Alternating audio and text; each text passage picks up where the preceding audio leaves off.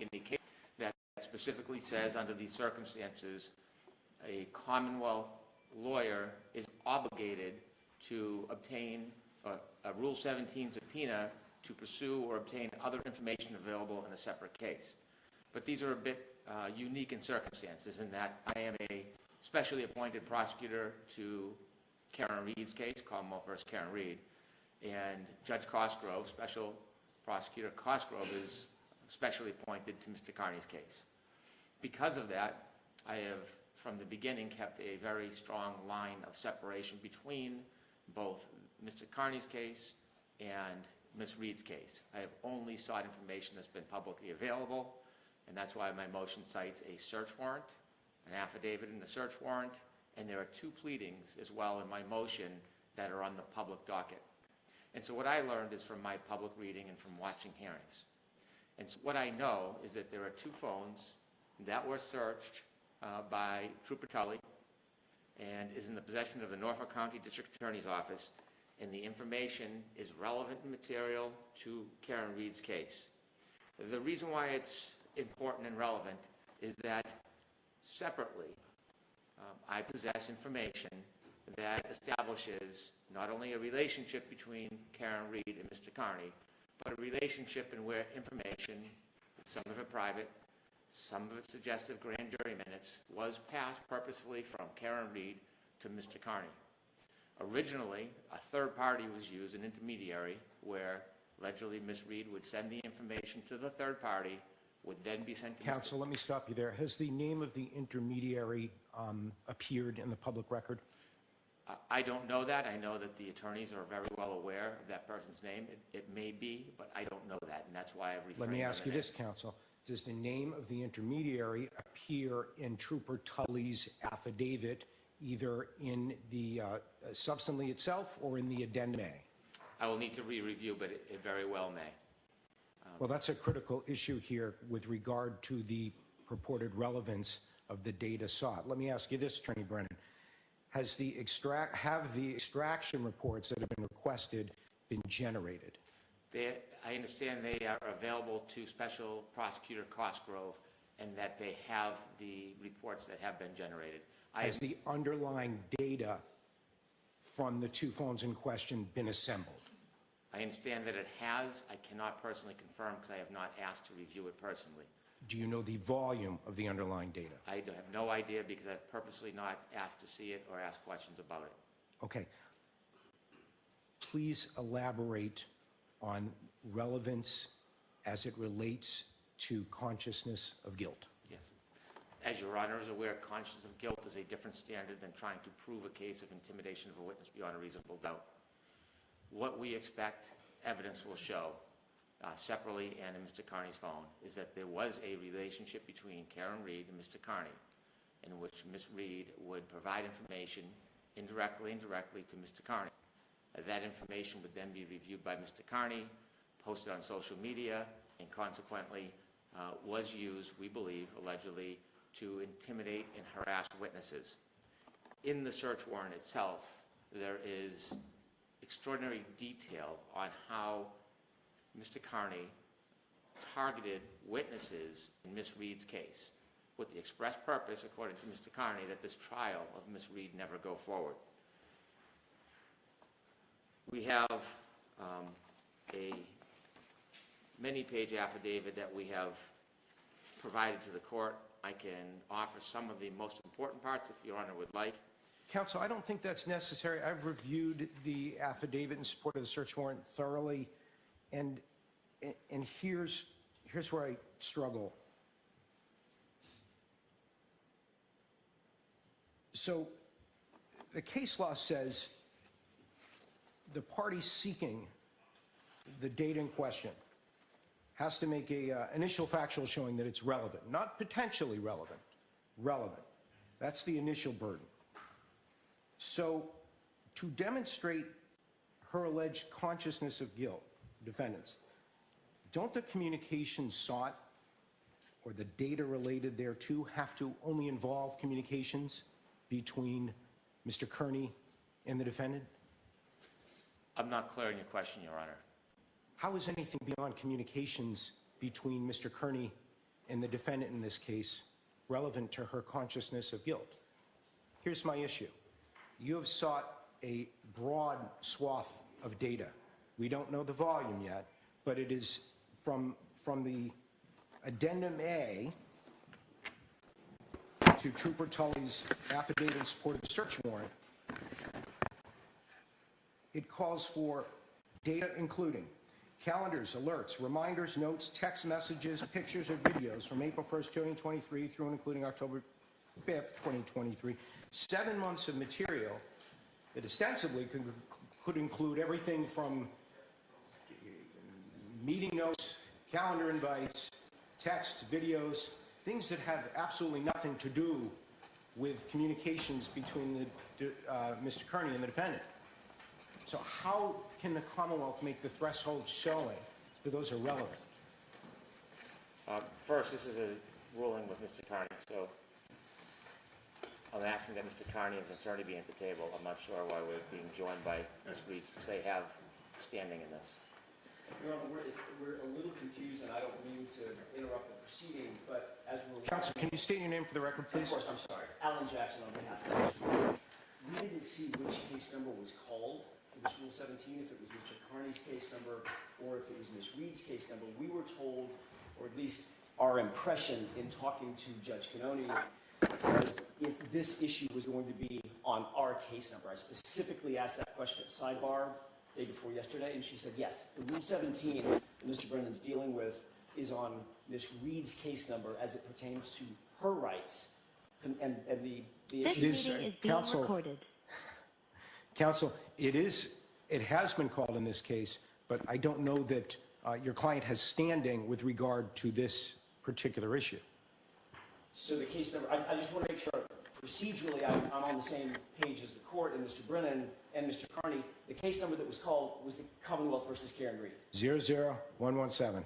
Okay. That's correct. Then she needed to be here, and she has a right to counsel, and we have a right. We believe we have a right to be heard on this issue because it does attend to her rights going forward in terms of her case. I mean, this is her case. I don't know that that's, yes, it is her case, but what standing does she have to challenge a Rule 17 request related to documents produced in another case? Because it specifically pertains to the prosecutor asking for information in her case to move forward, her consciousness of guilt, etc. Those are evidentiary issues, counsel, Correct, but we... which can be dealt with at a later time. Those are, what you're suggesting are evidentiary issues which are not before the court. All of it before the court is a Lamprin hearing on material sought from Mr. Kearney's case. The evidentiary issue will be dealt with at a later time. This is, And respectfully, I don't necessarily disagree that from an evidentiary standpoint or an admissibility standpoint, that can be dealt with at a later time, but the case should never be called without my client being here. She has a constitutional right to be here and to be heard, even on a Rule 17. The Commonwealth there's been Rule 17s for 2 years on this case, over and over and over, Your Honor. The Commonwealth has taken positions on Rule 17s. We've taken positions on Rule 17s dealing with third-party information, be it cell phones or text messages or whatever. I'm only asking that we be entitled to be heard on this issue, even though it deals with Mr. Kearney's phone and he's got legal representation. It also attends to Ms. Reed's rights, and it's her case number, and the reason the Commonwealth is trying to bring it in is to deal with her case, not Mr. Kearney's case. So she has to have a right to be heard. counsel, this motion's been pending for a week and a half now. Correct. I don't have any opposition from you. I don't have any submission from you.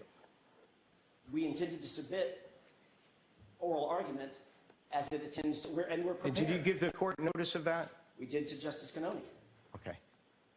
day before yesterday. And what do you propose, counsel? The only thing I propose, I don't want to interrupt Mr. Brennan's argument, but when Mr. Brennan is finished, Ms. Little is prepared to address the court on the very issues that Mr. Brennan is bringing up. I'll take it under consideration. Is there any issue, counsel, with the current configuration of the court such that that causes any issue for any of the parties? No, absolutely not, Your Honor. Again, I will step back. I will be a little mouse in the room. I just need to be in the courtroom. And once Mr. Brennan is finished, before the court makes an ultimate ruling, And once Mr. Gradle is finished, I think we should be provided an opportunity to be heard. I'll consider the request. Okay. Judge, I have no objection procedurally if counsel wants to join in my filing. That's an issue in terms of the filing. So just put it Thank down. you. Thank you, Well, Attorney Your Brennan. Honor, I do object. Ms. Reed's counsel and Ms. Reed do not have standing for this motion. I don't believe they should be sitting at the table for this motion. It's a Rule 17 motion of third party. She has no privacy interest in these materials. She has no standing to object, and she's not a party on the Rule 17. Thank you, ADA Brennan. She is a party in this case, and I'll allow her to sit at council table and to have representation, and I'll consider whether I'll hear from her counsel concerning the substance of the motion and her Thank you, Your Honor. considerations there We too. appreciate the court accommodating us. So, ADA Brennan, with the court's apologies for the interruptions, the crux of the issue, as I see it, with regard to relevancy and the Commonwealth's burden at this stage to show that the requested materials are relevant, involves the breadth of what has been requested. And perhaps you could speak to that and how materials that would be swept into this request are in fact relevant. I understand the court's concern, and I've looked at Addendum A as well, and I've identified the information I think is relevant to the Rule 17 subpoena. So I agree the Rule 17 subpoena speaks broadly, but what is relevant is sections D, E, and F. Now, mindful that there was probable cause to obtain this warrant, which is a far stronger standard than what is needed for a Rule 17 motion. Counsel, pardon me, did you say D, E, and F of Addendum A? Yes.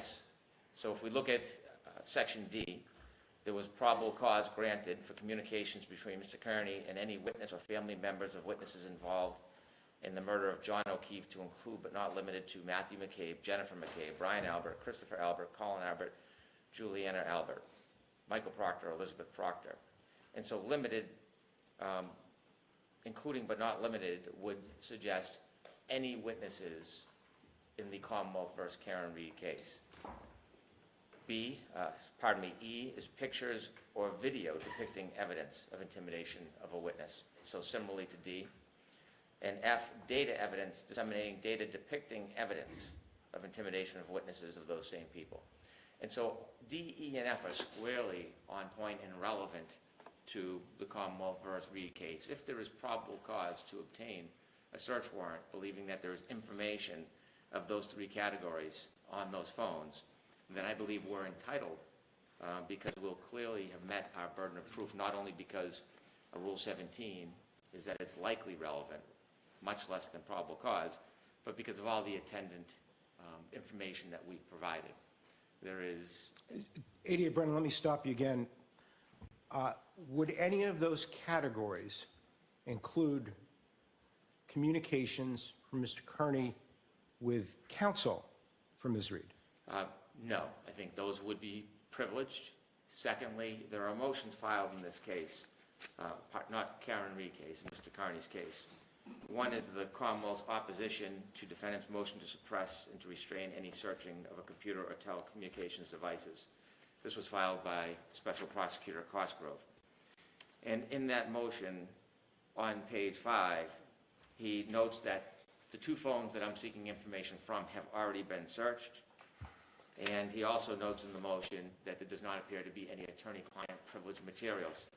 There is a second source as well, and that is in the Commonwealth versus Kearney case, docket number 53, Commonwealth's revised proposal for examination of digital material seized. That's relative to the 4 phones that I'm not seeking. However, it's instructive because in that motion as well, it talks about the history, and it gives assurance that there are no attorney-client privilege communications in the 2 phones that I seek. And so, given the separate evidence that we have, and these are clearly witnesses in our case, and the admission by Ms. Reed herself, I do not have the video, but she was recently on an aired broadcast on a documentary last night, the night before, and the night before. There are admissions that she was, in fact, providing information to Mr. Kearney. And what is notable is that she specifically reflects upon the consequence of Mr. Kearney's actions, which she helped fuel by providing this information and identifying the witnesses in her case. I do have a clip, if the court is interested, because it gives great depth and understanding to the intentions of the party in sharing this information. I have a clip available. If the court wants to hear it, I can play it for the court. I don't think that's necessary, so I'll decline respectfully the offer. ADA Brennan, thank you.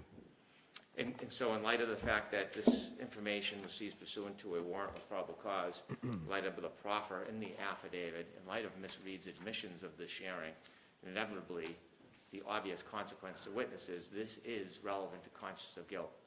The evidentiary basis is clear. I do not have access to this material if a Rule 17 is necessary. And again, I've filed the Rule 17 out of an abundance of caution to be beyond reproach. If it is not necessary, I will simply go and obtain the information on my own, but I think it's more prudent to have a court order. It's necessary before trial. I'd like to review the materials that are relevant, and I agree the scope should be limited to D, E, and F, not the entire phone. And those materials would be provided to Judge Cannoni in a motion in limine regarding conscience of guilt.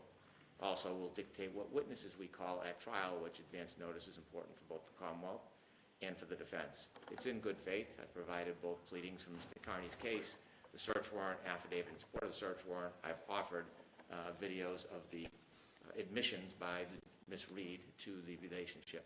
And so for those reasons, I ask you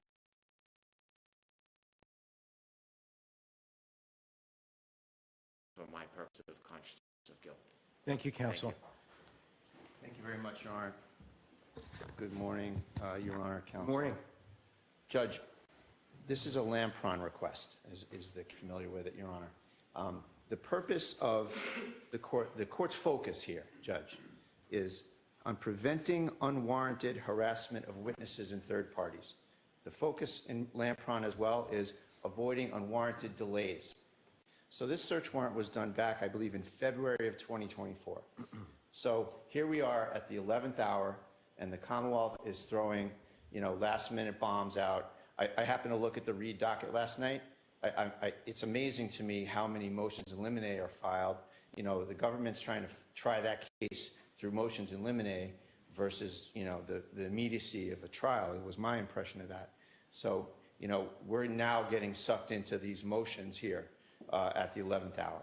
And in terms of a Lampron analysis, Your Honor, there's relevancy, evidentiary, meaning there has to be evidence. As you said, not potential relevance, but actual relevance. Not otherwise obtainable at trial. You can't prepare for trial without it. And most important, Judge, is that the application is made in good faith and not as a general fishing expedition. This is the ultimate fishing expedition, Your Honor. And I want to go back. When this happened, Judge, we didn't have a dog in the fight back then.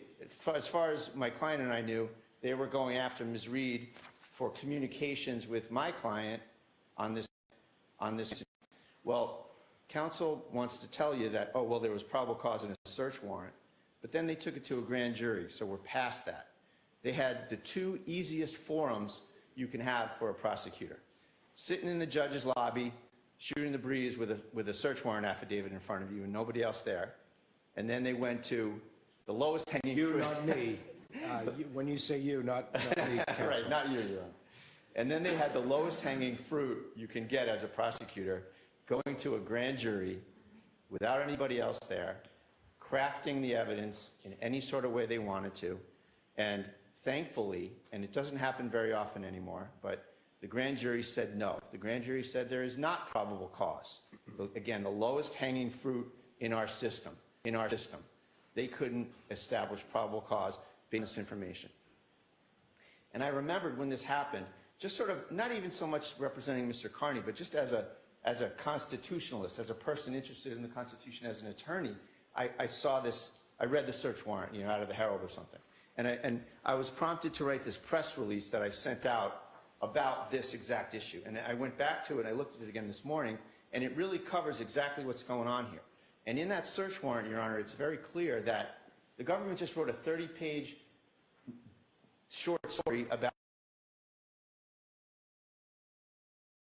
in there, right? Find and isolate communications. Wants to criminalize communications. And if you look at my, read a few things from it, you know, we have in this Commonwealth a very special provision in our own Constitution that Ms. Reed has the right to present all proofs, to fight any way she wants, and talk to anyone she wants, and communicate with anyone she wants, and say, hey, don't share this. It's between us. That's her right, her constitutional right under the Massachusetts Declaration of Rights to present all proofs. So when the government cites that just as a bare proposition, she tried to keep this secret, she communicated with Aiden Carney, then we're going to make this gargantuan leap that she's sharing the intent to intimidate witnesses. So the whole thing is completely bereft of any evidentiary value, Your Honor. Just the notions that they put in the search warrant, and ultimately the fact that they tried to use it to get an indictment and failed. So that's why this has no evidentiary value. The relevancy is zero because they can't put it into evidence. And then further, Judge, as a practical matter, I looked at the docket. I spoke with counsel from the Reed matter. It's my understanding, and everyone's here and they can correct me if I'm wrong, the government agreed to not put anything in their case in chief relative to this issue about communicating with Mr. Carney in consciousness of guilt unless it was, quote unquote, the door was open, which of course is sort of a proposition that is, you know, out in the ether, and that ain't ever going to happen in this case, Your Honor. And so that adds to the issue of whether this is evidentiary or not. The government's already backed off. The government got a search warrant filled with nothing but investigative pronouncements. We took a trip to California, we talked to this lady, and they were communicating. All they say is they were communicating. They don't say, hey, let's really get that person and let's get them off of this and let's try to have that person not testify. Let's scare that person. Let's harass that person. There's no communications like that. They just have the fact of communications. And that's not evidentiary. That's not relevant. So, Judge, here, they just want to get in Mr. Carney's phones. We're not concerned about what's in Mr. Carney's phones. We're concerned about their bizarre interpretation of the witness intimidation statute that they will try to graft onto any communications in our client's phone, in my client's phones, Your Honor.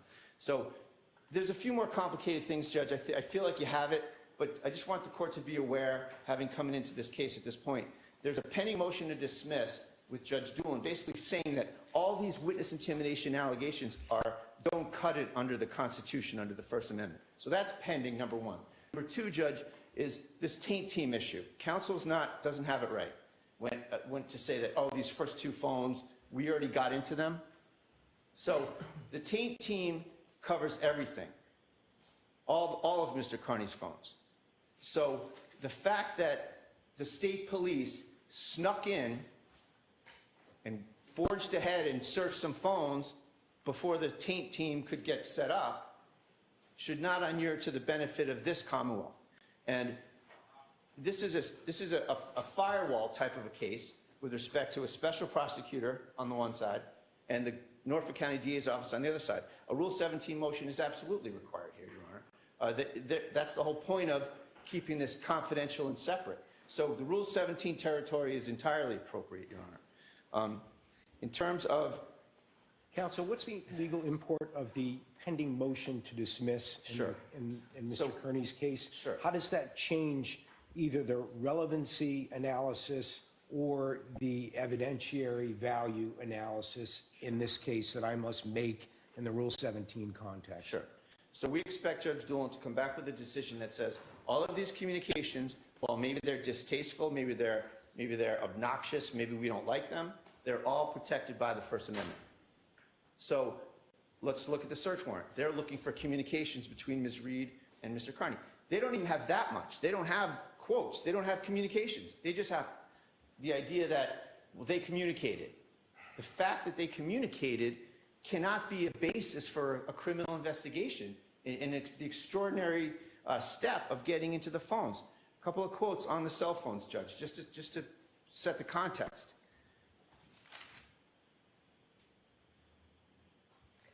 This is what, from Commonwealth versus Onyx White. That is a landmark case that involves the notion, and you know, the government is always pushing the envelope, Your Honor. That case was very dangerous. The government was trying to set up a state of the law where just because we all have cell phones in our back pocket, in almost every case, let's see in that cell phone whether they communicated about a crime. And it would have been an unbelievable expansion of government power to search people's private information. Thankfully, the SJC said, no, you need to have a nexus between the phone and the crime. And they talked about, they cited some other cases in terms of quotes about cell phones. Just two quick quotes, Your Honor. The cell phone is a repository of just about everything that is materially important to a possessor. Documents, messages, emails, notes, thoughts, communications, photos, loved ones, information involving loved ones. The court should not view lightly what the Commonwealth is seeking here. Cell searches would typically expose to the government far more than the most exhaustive search of a home. So the I appreciate that, counsel, but at the same time, the phone has been searched. The data has been obtained by the Norfolk District Attorney's Office. It's in it's in Special 88 Cosgrove's possession, custody, control. It's already been seized.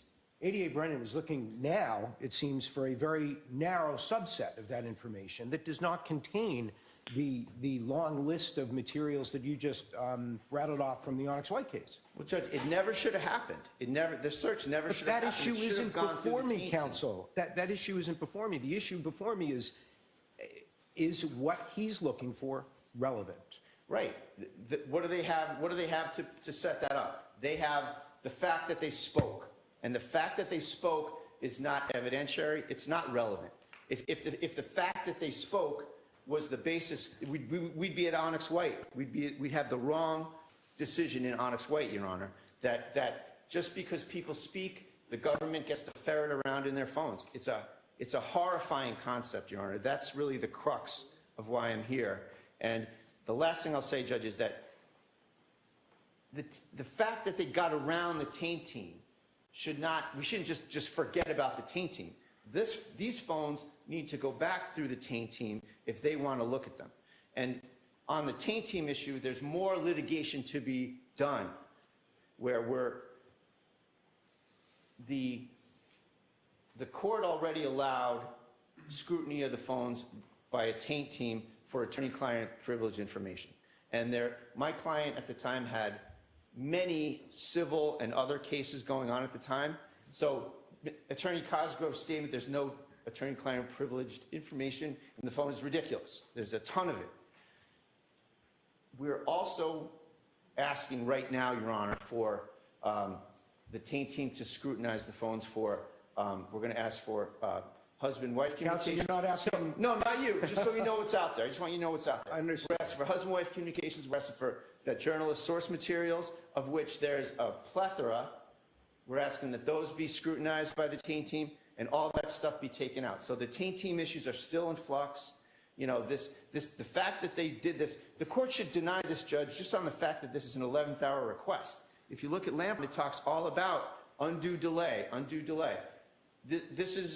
They had this back in February of 24, and here we are now on the eve of trial on their case. So for all these reasons, Judge, we object. This is a gross invasion of privacy. It's a fishing expedition. There is no hook that they have to say, we will find something criminal in those phones. Thank you, Your Honor. Thank you, counsel. So, ADA Brennan, before I hear from you any further in response, I am going to hear from counsel for the defendant in this case. It's going to be Attorney Elizabeth Williams, Your Honor. Thank you, Your Honor. Elizabeth Little appearing on behalf of Ms. Reed. First, I just wanted to thank Your Honor for allowing us to be present and to be heard on this issue. The defense joins in Mr. Bradle's request in opposition to this Rule 17 motion. There's just two very brief points that I wanted to address that I don't believe were addressed by Attorney Cosgrove. Your Honor, if you take a look...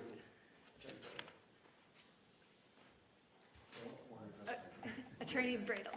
Apologies, Your Honor. There are.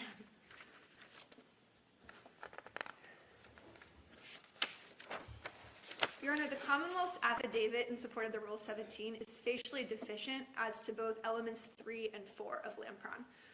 The Commonwealth does not include a single fact in the affidavit to show that it cannot properly prepare for trial without the production of this evidence. And so just on that basis alone, the Rule 17 is deficient. That's the same with regards to element 4. If the court looks closely at the affidavit that was filed in support of the Rule 17 motion, the Commonwealth is required to show that this is not a fishing expedition. The Commonwealth, again, does not set forth a single fact or even a conclusory allegation as to element 4. And that's because the Commonwealth knows full well that a grand jury has already rejected the Commonwealth's claims that Ms. Reed was somehow engaged in witness intimidation with Mr. Kearney. And on that basis, because it's facially deficient, this has to be denied. We therefore respectfully request that the court deny this Rule 17 motion. Thank you, counsel. ADA Brennan, I'll hear from you in response briefly.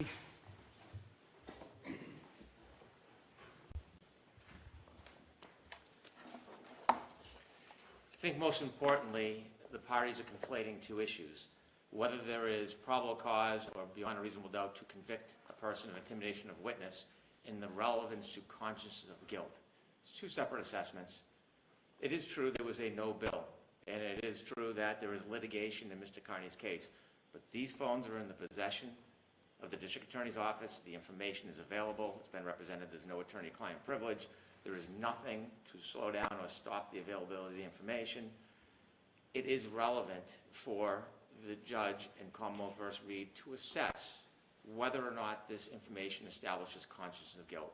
That is the issue, not the complaints or the concerns or the personal opinions, the constitutional prowess of Mr. Bradle. It is this reflective of consciousness of guilt. And Attorney Brennan, on that issue, on the consciousness of guilt issue, there was some suggestion there was an agreement that the Commonwealth was not intending to pursue introduction of evidence concerning that issue unless... that is not entirely accurate.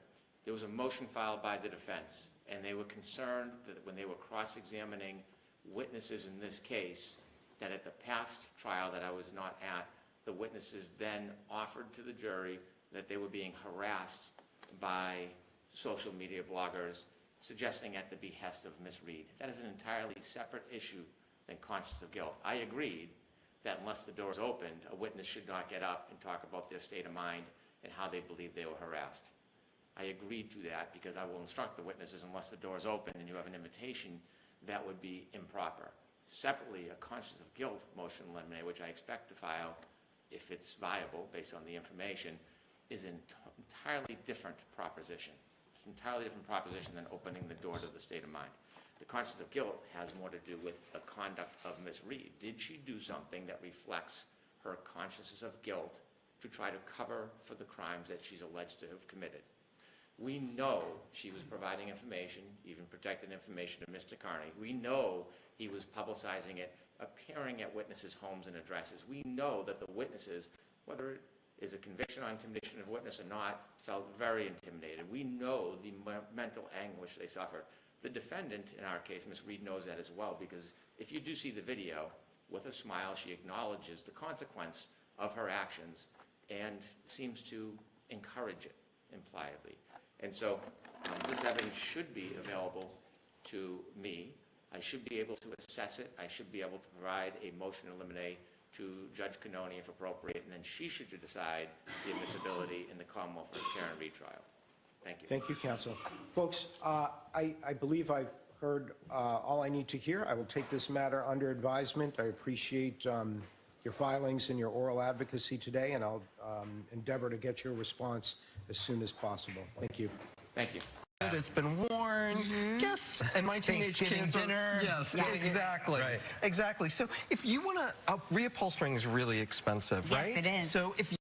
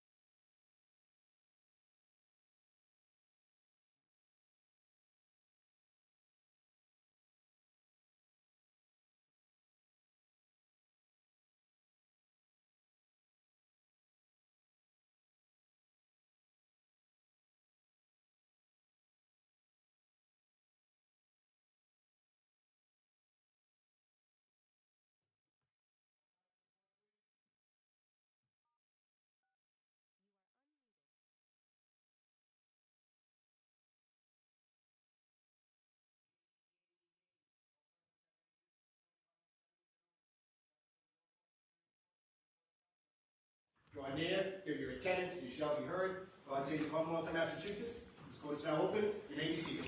22117, the Commonwealth versus Karen Reed. Can I have counsel identify themselves for the record, starting with the Commonwealth? Good morning, Your Honor. Laura McLaughlin for the Commonwealth. Good morning, Ms. McLaughlin. For the Commonwealth. Good morning, Your Honor. Good morning, Mr. Lally. Good morning, Your Honor. Hank Brennan for the Commonwealth. Good morning, Mr. Brennan. Good morning, Your Honor. Alan Jackson for Ms. Reed. Good morning, Mr. Jackson. Good morning, Your Honor. Elizabeth Little, also on behalf of Ms. Reed. Good morning, Ms. Little. Good morning, Your Honor. Robert Alessi on behalf of Ms. Reed. Good morning, Mr. Alessi. Good morning, Your Honor. David Unetti for Karen Reed. Good morning, Mr. Yannetti. Good morning, Ms. Reed. All right, so we have a lot to cover this morning, but what I want to start with, I was just handed a couple of things too that I'm going to need some time to read.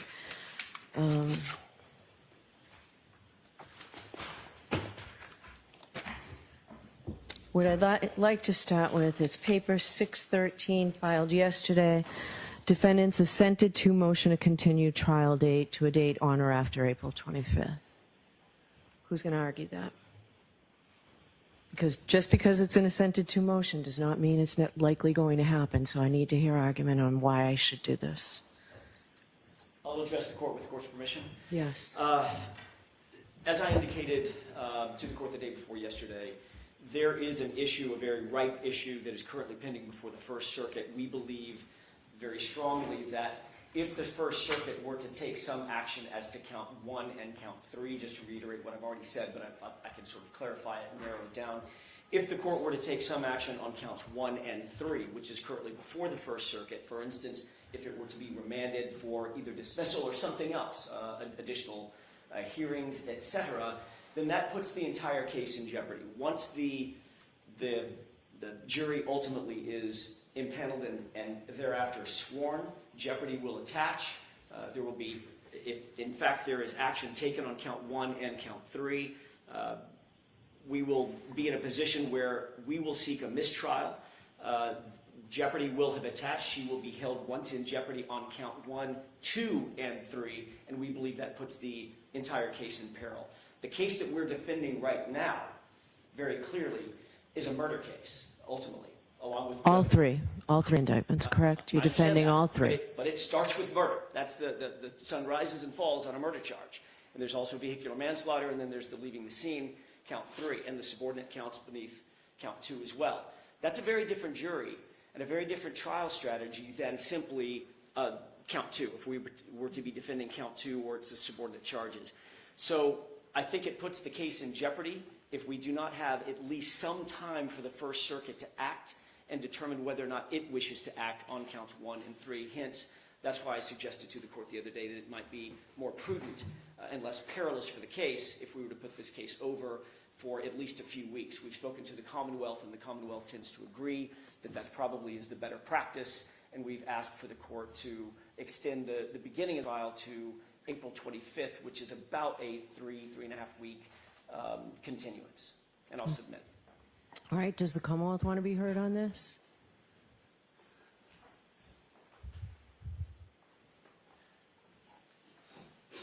Your Honor, the Commonwealth is relying on advice of appellate counsel.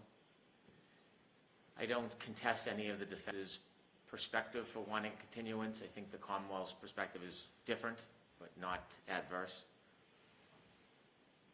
The concern is that this case in the federal court gets delayed for an extraordinarily long period of time, and we have an interest in this case going to trial as soon as possible. There is an expedited scheduling order, which could hopefully imply that there is going to be quick progress in the federal court, but we don't directly communicate with them or have any control. Our hope is that if there is a short continuance, it accommodates the defense's concerns. I understand the trial strategy for different charges is somewhat different. But most importantly for the Commonwealth, the hope is that it sets a benchmark that will allow the First Circuit to resolve the petition, or if they're going to allow oral argument, a benchmark to do it quickly. And so really the primary motive for agreeing to the defense request is that we hope by offering a short continuance, the federal court will act more quickly and that we can have this trial in April. Okay. Well, I'm not going to grant the motion. All right. We have jurors coming in that were summoned months ago. I called the jury commissioner yesterday and asked how long it would take to get the right numbers that we were able to get starting April 1st. At a minimum, 10 weeks. I'm not going to do that. What I will do is we'll start impaneling on April 1st. It will likely take a while. If we get a jury before April 25th, I'll rehear you on your motion. We won't swear the jury because obviously that's when jeopardy attaches. And we'll take it from there, but we will start April 1st with impanelment. Thank you, Your Honor. Okay. All right, so let's go to the next motion, and then we'll go back to doing them somewhat in order. Commonwealth's motion for a buffer zone. Jimmy, do you have an extra copy of what you just handed me? Because I don't know where I put it. Can get one. I have it here somewhere. I'll find it. I can get one. So we did hear from people this morning. I know you all have. I have it. I have it, Jim. Thank you. Thank you. I think Mr. McDermott gave you a copy of, I guess, what local merchants have requested. We've received it, Your Honor. Okay.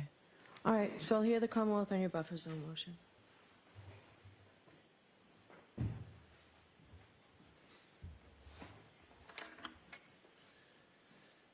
Your Honor, the Commonwealth's primary concern is the sanctity of the jury and the jury process. We are concerned, based on past reports and information, that noise, interruption, and other uncontrollable events can potentially impact the jury's consideration in this case. They should be free from outside influence, so it does not in any way oppress or push them in any direction, either way in this case. The courthouse is very close to the public areas where people congregate.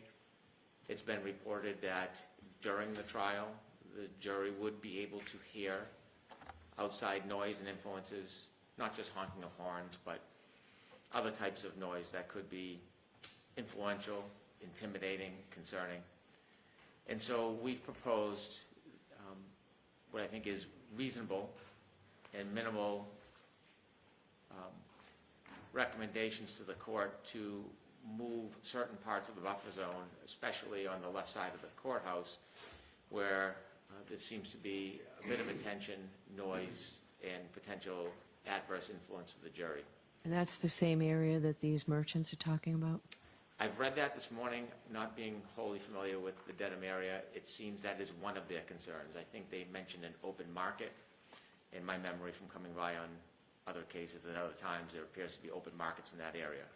And so if that's influencing their business, that is a separate but related concern that they have expressed to the court. And I do think that the court should be sensitive to the community's concerns. But importantly, that closeness and that amount of volume and influence on the jury, I think, can affect the sanctity of the jury. I don't think it is a strong imposition to consider the streets that have been identified in our buffer zone motion and have the buffer zone include limitations to those certain streets. And I think that will potentially help some of the outside impact and adverse influence on the jury. All right. There's a portion of your motion that I disagree with. Do you want to be heard on it? About the court enforcing the buffer zone? I don't believe the court has authority, nor should it be upon the court to enforce anything. I think law enforcement should enforce the laws and regulations as law enforcement sees fit. And so I don't think that burden should be imposed upon the court. Thank you. All right. With that, does the defense object to the buffer zone? We take no position. Okay. All right. I'll take this under advisement. I have to figure out exactly how far this is. And I have not yet had a chance to read and consider today's email from the merchants. Okay. Yes. Could I just have this marked for identification for this hearing, identification? And from the record, that came from the Dedham Square Circle, the organization that runs the Dedham Farmers Market.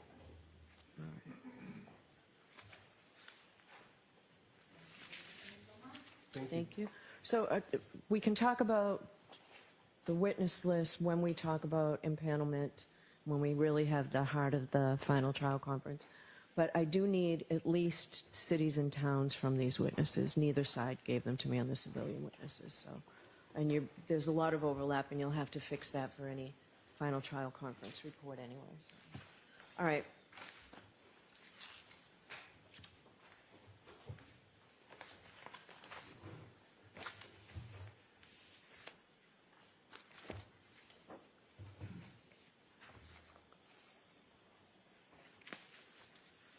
Your Honor, could I be heard on that one issue, just briefly? Which one issue? The witness list, okay?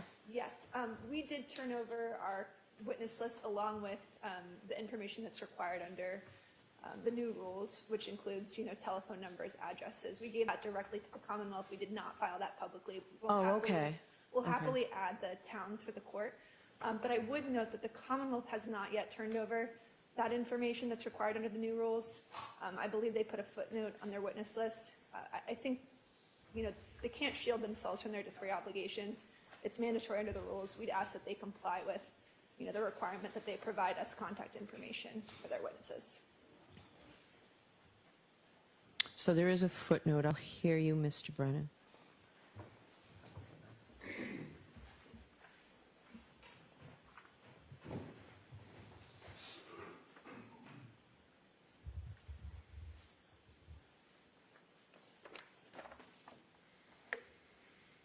Your Honor, the motion notes that the Commonwealth moves to be partially exempt from Rule 14 because of the past history of perceived harassment and intimidation of witnesses, which the Commonwealth believes is ongoing. I think a potential resolution to this to comply with Rule 14 is that we be allowed to provide it to the attorneys under seal. I think that is protecting the interests of the Commonwealth and the witnesses from I don't have a problem with that. I still need cities and towns. Of course. Okay? Yes. All right. Thank you. So we will start with, it's paper 593. The Commonwealth's response is paper 610. Defendant's motion eliminated to allow evidence of lack of bias. Who's arguing that for the Commonwealth?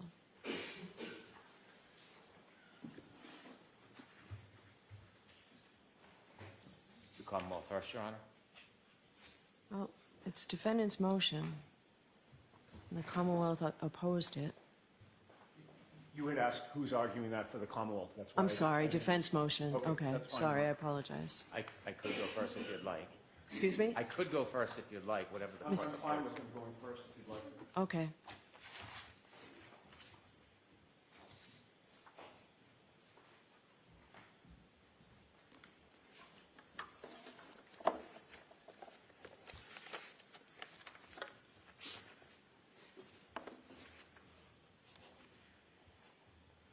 I think the heart of this motion is that the defense would like to introduce the ARCA witnesses as witnesses that were employed by the federal government. I think the reason for that is it creates the image or the projection that they are independent at the time they did their assessment and at the time they wrote the report, and then subsequently being employed by the defense has no impact on their objectivity at the time they did their investigation and report. I think this would be an unfair proposition for a number of reasons. It would undermine Rule 403. It would cause a trial within a trial. As we stand here today, the Commonwealth does not have a clear answer why this investigation was initiated, what the purpose of it truly was, the scope of it. We don't know every witness that may have gone before the grand jury. We do not know of all the communications between the federal government and different parties, including witnesses. We will, I expect, never have truly a full accounting of the relationship between the United States Attorney's Office and ARCA and what, if any, impact the defense had on ARCA witnesses at the time they did the investigation. What we know is it was a comprehensive investigation. We know that a number of experts were retained by the federal government, including the ARCA witnesses. What we also know is that there was an inquiry lodged by the defendant to the federal government to investigate her situation or her case. What we know is that the defense had the opportunity to provide information to the federal government advocating for their perspective on the case, including the specific perspective of Ms. Reed. We also know the Commonwealth was unaware of this initiation and engagement and had no input whatsoever. What we know is that the ARCA witnesses were supposedly tasked to conduct an independent investigation, and they were given materials. We do not know who decided what materials to give them. We do not know what materials in totality they viewed. We know many of the materials that they weren't given. And so clearly there is an undefined relationship between the defense and the United States Attorney's Office around this time of this investigation. And we subsequently learned that there was a continued relationship. And so today, as we sit here, we really don't know. What we know is ARCA listed materials that they reviewed that came from our discovery that we didn't provide. What we know is there was materials that they didn't review that were inculpatory. And so that's why we began by asking for discovery. We filed an extensive motion for discovery that the court allowed. It still hasn't been complied with. Perhaps some of it through no fault of the defense, because I don't think they will be able to comply with much of it. Other Rule 14 discovery obligations have not been complied with. We've received no information since that production on February 13th, nothing. And we know just inherently from that information that there is more. There are more communications, there's more interaction. And so it would be misleading to have ARCA witnesses get on the stand and then suggest that they were independently hired by the federal government and all of their attempts and efforts and report was wholly and entirely objective. Just to give one point that emphasizes the concern, the ARCA witnesses were never given information about DNA. And yet when they testified, one of the witnesses tried to address the issue of DNA because it was hurtful to their position. In their report, they say one of the reasons why they believe that there was no impact between the car and Mr. O'Keefe is because there was no DNA. Well, in fact, there was. There was DNA, and separately there was a hair, Mr. O'Keefe's hair. And so we know they didn't have all of the inculpatory information, and then the question still remains, how did they learn of that? How did they learn of that information before cross-examination? And so I think what is most appropriate before Your Honor makes a decision on the so-called objectivity of these witnesses is they should come into court before trial, well before trial, and they should answer questions about their directives from the United States Attorney's Office. They should answer questions about the materials they received. They should answer questions about what they were told or what they knew about the case. They should answer questions about all of their correspondence with the defense, including phone calls, emails, text messages. All that should be produced. It's not a Lanigan hearing where I question their qualifications, but if we're truly going to think about presenting them as objective witnesses, they truly should be objective. And I think if we have an opportunity to question these witnesses, we will learn much more about the relationship. Inevitably, even if the ARCA witnesses come in to be questioned, as they should, well before trial, in my opinion, we do not have the opportunity to question the United States Attorney's Office. We're resigned to TUI letters, which inevitably have been unhelpful. And so I think it sets a bad playing ground to have them get up and say they were hired by the federal government, because then the Commonwealth will be inclined to explain the inculpatory evidence, the role of the federal government, the limitations of the federal government, the fact that the federal government has closed this entire case in all related investigations, which implies something quite the opposite of what the defense would like to propose. And so in a vacuum, it would be misleading. I think what the court ultimately should do is they should present these witnesses as they did at the first trial. They were hired independently, and then subsequent to that, the defense retained them if that's what they chose to do. We still don't know that because we don't have any Rule 14 discovery. And inevitably at trial, part of the credibility issue will be the information that they considered and the limitations on it, and asked them why they didn't ask for more information or why they didn't receive more information. Notably, we still don't have an answer to Mr. Klein, who was the third biomechanic person involved, and Is his name on the witness list? I haven't seen it on the witness list. No, Your Honor. And we still don't know why the defense chose to call 2 of 3. As you noted, that report is vague. And so it doesn't identify or articulate which witness did what. So it's impossible for me to imagine how you would choose 2 or 3 of those witnesses. But more importantly, you can't effectively cross-examine a witness because, as we saw from the second witness, Dr. Rentschler, when he disputed DNA, which we don't know where the source of that came from, he is not held to the opinion in the report saying that we would have found DNA. He can simply defer and say that was somebody else. That could have been Mr. Klein, could have been Mr. Wolf. We don't know. So that report really is quite unhelpful.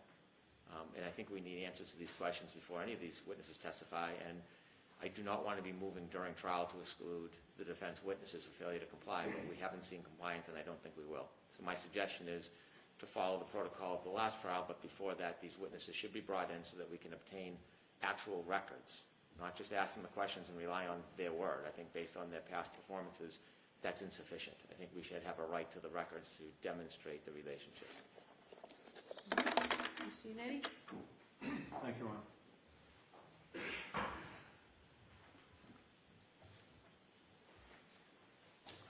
Your Honor, the Commonwealth and the defense certainly have opposite arguments when it comes to what the jury should be allowed to hear about how the ARCA witnesses became involved in this case. Mr. Brennan speaks about the heart of our motion. The heart of our motion is that the Commonwealth wants to hide the truth from the jury. The defense wants the jury to know the truth. In the first trial, this court disallowed the ARCA witnesses from testifying about who hired them. We were therefore forced to ask oblique questions, trying to show the jury that we didn't hire them, that we didn't provide them with information, that we didn't influence their opinions and conclusions. But we weren't allowed to tell the jury that the Department of Justice, the U.S. Attorney's Office, hired them. So the jury was left to speculate about how they became involved. I think the court will agree that it's ironic in a way that the court excluded mention of the Department of Justice and the U.S. Attorney's Office because the court rightly did not want the jury to speculate about a federal investigation. But by excluding mention of the federal government having retained ARCA, the jury was left to speculate incorrectly about how they became involved. They were also instructed more than once not to speculate, right? But the point of the fact of the matter is, Your Honor, they did speculate. At least one juror thought that ARCA was hired by Ms. Reed's car insurance or home insurance company. And think about the implications of that. If Ms. Reed's insurance company had hired ARCA, they would have had a motive to absolve Ms. Reed of responsibility. That clearly would have adversely affected their credibility in the eyes of the jury, and unfairly so. Let me ask you a question. If I allow, and I'd be very surprised if I did, mention that this was a federal grand jury and that the federal, how does that not open the door to all the testimony that Mr. Brennan just brought up that he'd be able to get into? Okay, so first of all, and this is later in my argument, we're not asking. So, no, could you answer that now, and then I'll let you say everything. I'm trying to, Your Honor. Oh, you just said it's late. Hold on. You just said it's later in the argument. I know, but you interrupted me, and I was just about to say, but I'll address it now. Okay.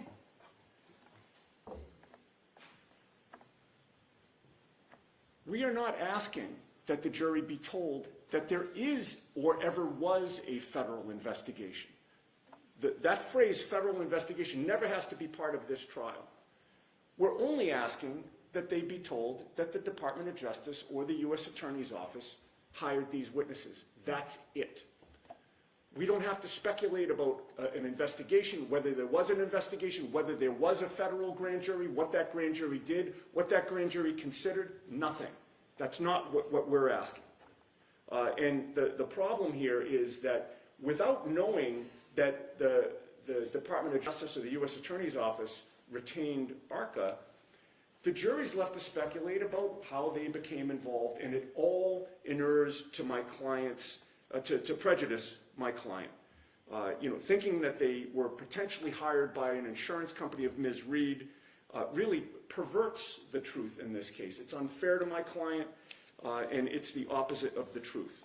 There was another juror that speculated that the ARCA witnesses were just attention seekers, looking to make a name for themselves in a high-profile case. That's also the furthest thing from the truth. They had never heard of this case before the Department of Justice called them. That's how the Department of Justice wanted it. They wanted clean experts who would take a sober and strictly scientific look at the evidence. The federal prosecutors did not want them to be tainted by news reports or opinion pieces. And recall that the Commonwealth attacked ARCA on cross-examination for the discovery that they were not provided. That was patently unfair. ARCA should have been allowed to explain why they were given what they were given and who gave it to them. The inference is, and the Commonwealth suggested, that it was the defense that was playing hide the ball, when that inference is, again, the furthest thing from the truth. In terms of the information that the federal government got, Mr. Brennan engages in a ton of speculation about what happened or didn't happen based on nothing. There's no affidavit to establish any of that. I will tell the court that I received a subpoena for my entire file from the federal government, and I complied with that subpoena. We had nothing to hide. We provided everything that the Commonwealth provided to us, to the federal government. They chose what to give ARCA or what not to give ARCA, and they did that again to preserve the scientific integrity of their opinion. So, again, we're just asking that ARCA should be allowed to testify that they were hired by the federal government to prevent speculation about who hired them or why they became involved in the case. If the issue is we don't want the jury to speculate, the way to do that is to tell them the truth. We did not hire them. We did not influence their opinions. We didn't even know that they existed until that TUI request was complied with, and all of a sudden it was revealed to us that the federal government had hired these ARCA witnesses. And we read that information at the very same time that the Commonwealth read that information. Those witnesses, importantly, were available to be called by both sides. The Commonwealth chose not to speak to them. The Commonwealth chose not to contact them because the information was exculpatory. The jury should not be left with the impression that Karen Reed or the defense team had anything to do with hiring them or with their conclusions and opinions. The conclusions and opinions were revealed to us at the same time, and the court should guard against rank speculation.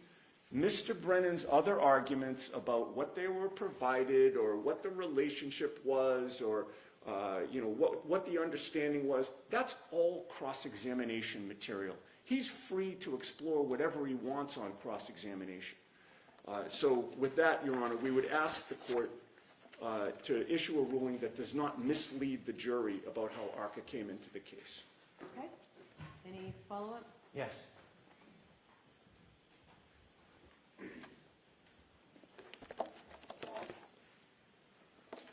Respectfully, the Commonwealth is not to hide the truth. The reality is, if the jury is going to hear information, they should hear the entire truth, not a version or a slice of it, not one advocate's side of the truth, the whole truth.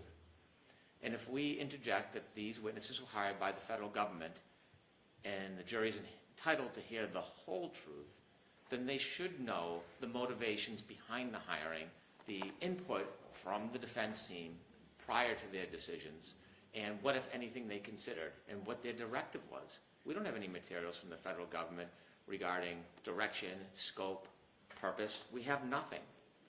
Now, I didn't know that Attorney Yannetti's file was subpoenaed. That's new to me. Perhaps the Commonwealth knew. I've never heard that before. I don't know how the defense knows what the federal prosecutors wanted.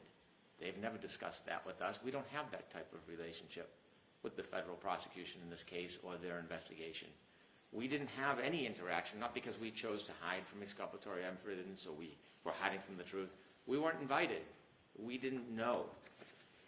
Now, I hear now that Mr. Yannetti's file was subpoenaed and information, whatever it was, his entire file was given to the federal government and they chose whatever they chose. This report by ARCA was produced by letter February 12, 2024. We know from at least some of the materials we got, there's a document from Attorney Yannetti on March 29, 2023, describing his client's best memories of events, a number of pages talking about the case. So there clearly is a relationship that we are not privy to. I'm not casting aspersions or trying to suggest there was anything improper about the relationship. I'm not suggesting that, but there was obviously a relationship between the parties that the Commonwealth was not involved in. And so we can't take a fraction of something and say we present them as independent witnesses when there was a purpose, there was an agenda, and it wasn't in the Commonwealth's interest, obviously. The ability to cross-examine a witness is only as good as the evidence and information you have. As you've seen from the ARCA witnesses, from my opinion, my perspective, respectfully, is when they answered questions, perhaps it was not perjury, but it was quite misleading, suggesting no relationship with the defense, talking about DNA with no DNA evidence. I do not think that cross-examine a witness, you should consider the witness a trustworthy guide unless they've established their credibility. I don't see that in these transcripts. So I will need materials to hold them in check and to hold them accountable for whatever it is their bias. And so simply cross-examining aimlessly is totally ineffective. It's a recipe for disaster, and that's not the type of examination we're going to engage in. If we're going to tell the whole truth, it has to be the whole truth. And I think that becomes a dangerous game. There'll be an entire entire trial trying to advocate influence or no undue influence with these witnesses. It's unnecessary. It can be resolved through questioning these witnesses prior to trial and following the same protocol you did last time. All right. So if the defense intends to call the ARCA witnesses, we need to have a voir dire next week. All right? So we're going to move on. I'll take this under advisement. Can I just ask the parameters of that voir dire, the purpose of that voir dire? Unless Rule 14 is complied with, it will be for the Rule 14 information. We can discuss this later. Let's move on, and I'll hear any objections later.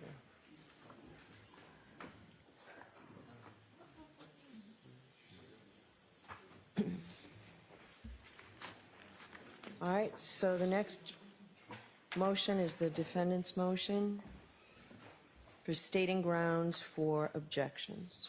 I'll hear you on that, Mr. Yannetti.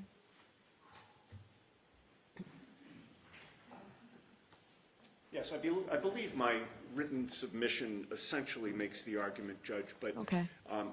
During the last trial, as a result of our inability to state in one or two words the basis for an objection, we had to go to sidebar far more often than we'd like to. And we're also conscious of the fact that we have a jury sitting for weeks at a time away from their families, away from their jobs, and any sort of view that one side may be delaying the trial could engender some hostility from the jury. So, there were many times during the trial, I won't speak for my co-counsel, I'll speak for myself, where an objection was made.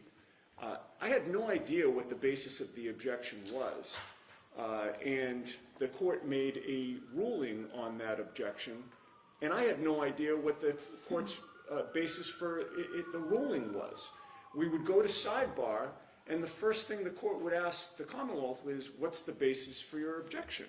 To make a record at that point. Oh, I understand, but it's, you know, what's the basis for your objection? If it were that obvious that it could be ruled in open court, you know, we should have known the basis for the objection. I didn't know I it. agree with that. And You I'm- should have known the basis for the objection. Well, I'm hearing it for the first time at sidebar.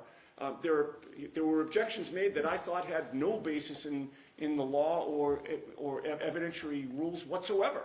But in any case, this will avoid us having to go to sidebar multiple times. There were times when we had to sort of pick and choose when we went to sidebar because, again, we didn't want to engender hostility from the jury. My motion also points out, Your Honor, there's at least one case that talks about how an objection could be potentially waived if it is not stated with particularity. You know, we think that this would, and look, you know, different judges have different opinions regarding this. I've been in front of plenty of judges over my career who endorse speaking objections as long as there's no, you know, trying to coach a witness or, you know, trying to influence a witness in any way. And that's not what we're seeking to do here. The objection hearsay, the objection lack of foundation, just standard basic objections. There's no prejudice to stating them in open court. It will move the trial along more quickly. It'll allow my client to preserve her due process rights, and we'd ask the court to change its ruling from the first trial. Okay, that motion is denied. So the next motion, defendant's motion, eliminate to exclude false and irrelevant statements of Michael Proctor, 591. Does the Commonwealth intend to put this evidence into the case? We do not, Okay, so we can agree to that motion. all right, so that motion's allowed, Ms. Giannetti. There's a defendant's motion for reconsideration of the March 6th court order denying defendant's motion to exclude witness Crosby. Mr. Alessi, what I'm going to do with that is, if I can readdress that before rebuttal, before the witness is called, so we don't need to do this now. We'll wait and see what Dr. Russell's testimony is and if the Commonwealth's going to call the witness. All right, so we can address it later. Thank you, Your Honor. And Okay. also, just so I'm clear on that, and to the extent we argue for the need for a voir dire, would that also be part of Your Honor's consideration? So if I feel I need to reconsider it, that's the time to do it, after Thank you. Dr. Russell's testimony. All right, there's a motion, it's 599.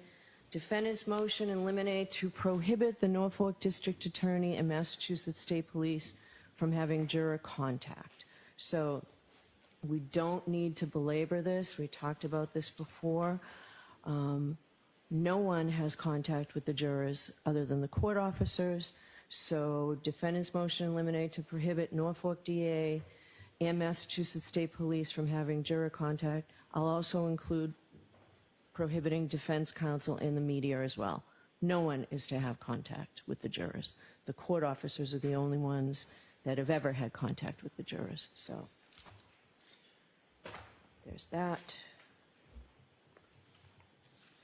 So I think now we move on to something that may take a little bit more time. The defendant's motion, eliminate to exclude the testimony of Dr. Judson Welcher. How do you pronounce his name, Mr. Brennan? Welcher, and the Commonwealth's opposition.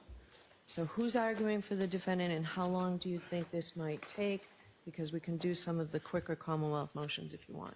I am going to make the argument, Your Honor, and I estimate 40 to 45 minutes for this motion. Okay. Mr. Brennan, how long do you think you'll take? It's really dependent on what Mr. Alisi says, but I can't imagine it's more than 15 minutes, perhaps 10. Okay. All right. Before we go there, there are a couple of the Commonwealth's motions that seem pretty quick that I just wanted to know if the defense had objections to.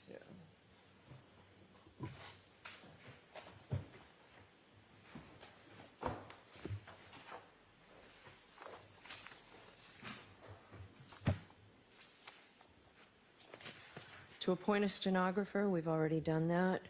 prevent identification of jurors and impound the juror names during trial.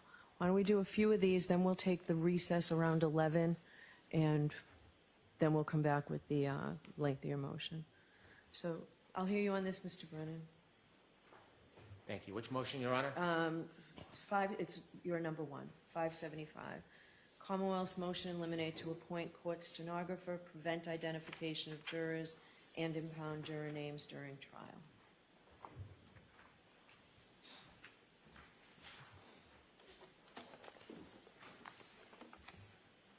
Commonwealth believes appointing a stenographer is a prudent practice. We've already done that. Okay. Preventing identification of jurors, this case is a case that has garnered extraordinary public interest. There are some concerns that in the history of this case, jurors have been identified by different characteristics, whether it's their hair color, their profession, and inevitably, as the trial progresses, it seems through sometimes the media, the jurors, although maybe not identified by name, have some of those characteristics promoted. That would cause, I would think, a strong concern by a juror that their verdict could be disfavored by one side or the other. That's the last thing I think anybody in the courtroom would want. And so the jurors, I suggest, should not be identified before, during a panel, and during the trial. I think the jurors' names should be impounded. There has been past efforts by many to identify jurors, interview jurors, get information about jurors that is then highly publicized. That will chill, I think, the process of deliberation in a fair trial for both sides. I think it is a measure that is accepted, it's appropriate, and under the circumstances of this case, I ask the court to do that. Any objection from the defense?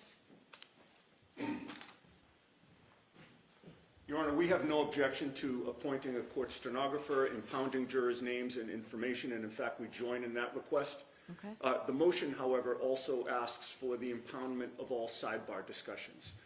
Before I address that, I guess I would first ask whether Mr. Brennan is pursuing that part of the motion. I think that's a good question. Sidebar discussions regarding jurors? Well, if it's sidebar discussions regarding jurors, we're in complete agreement. So sidebars are impounded regarding jurors anyway. Right. So we're in agreement with that. I interpreted the motion, perhaps incorrectly, that Mr. Brennan was seeking the impoundment of all sidebar discussions regarding all issues. It sounds like he is because of the fact of people listening to FTR. Okay, well, that's what I'd like to address. All right, so I'll hear you on that. Thank you. So we do question the impoundment of all sidebar discussions. Okay, you agreed to it last time, right? So this is a change. This is a new trial, Judge. Right, no, so just to be clear, this is a change. I don't recall what we did or didn't do last time, but this is our position for this Okay. trial. Obviously, the reason some discussions are held at sidebar is to prevent jurors from hearing legal arguments on the admissibility of evidence. But this is otherwise a public courtroom. The public typically has a First Amendment right to know in Massachusetts what is going on in a public courtroom. And in fact, in Massachusetts, it's not just a First Amendment right, there's also a common law right to know what's going on in the courtrooms. And when justice is open to the public, it serves as a check and balance to the conduct of the parties and of the court. Consonant with these policies, in one of your recent rulings, Your Honor, the court recently cited to the strong presumption of Massachusetts law that a courtroom be open to the public. Therefore, there's both a state policy and a benefit to public disclosure of courtroom discussions and rulings. Of course, if there's something that is discussed at sidebar that involves information subject to a protective order, portions of sidebars can be impounded. If there's some other reason for a sidebar conference to be impounded, the courts can so rule at the time. But a prophylactic blanket impoundment covering all arguments made at sidebar would sweep too broadly over these important rights and policies. There's a lot of publicly available information about this case already in the public domain. There are commentators who write and speak about this case every day on the internet. Sidebar discussions become yet another source of information. But the court's able to guard against the jury being influenced by extraneous information outside the courtroom by instructing them every day, as you did during the first trial, that they're not to read or watch or pay attention to anything about this case outside the courtroom. And in that sense, sidebar discussions are no different than the daily news about this case that is discussed incessantly. And for that reason, we believe they should be generally made public. All right.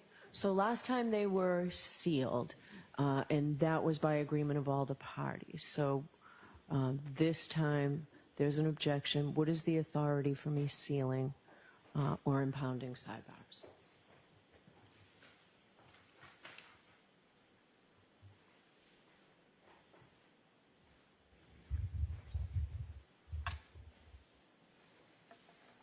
I don't have an answer to that.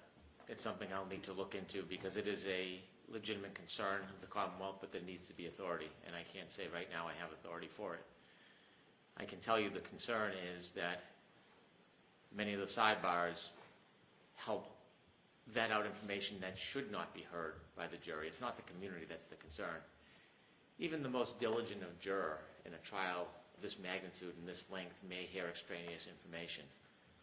Whether they're looking at news reports or not, whether they're simply getting lunch. If there's evidence that is deemed inadmissible and prejudicial to the jury, there runs a real risk if the public hears the promotion of sidebar conferences. It's not an attempt to stifle First Amendment. It's not an attempt to deprive the community of the full value of the public trial. Rather, it is the concern that this case, unlike most or any, seems to have a political event component to it, and factions and sides and heavy promotion. It's a cottage industry in ways, unfortunately. And that creates an enormous amount of social media and media attention, which I embrace for the First Amendment, but we want to keep the jurors from hearing information that would be prejudicial or extraneous. And given the length of the trial and the heavy scrutiny in social media, that's the government's concern. But I agree the government should have a legal basis. If you'd give me an opportunity, we can offer the court whether we have that basis or not, but I can't tell you that now. All right, so I am taking a lot of these motions under advisement. I'll give you until tomorrow afternoon. Thank you very much.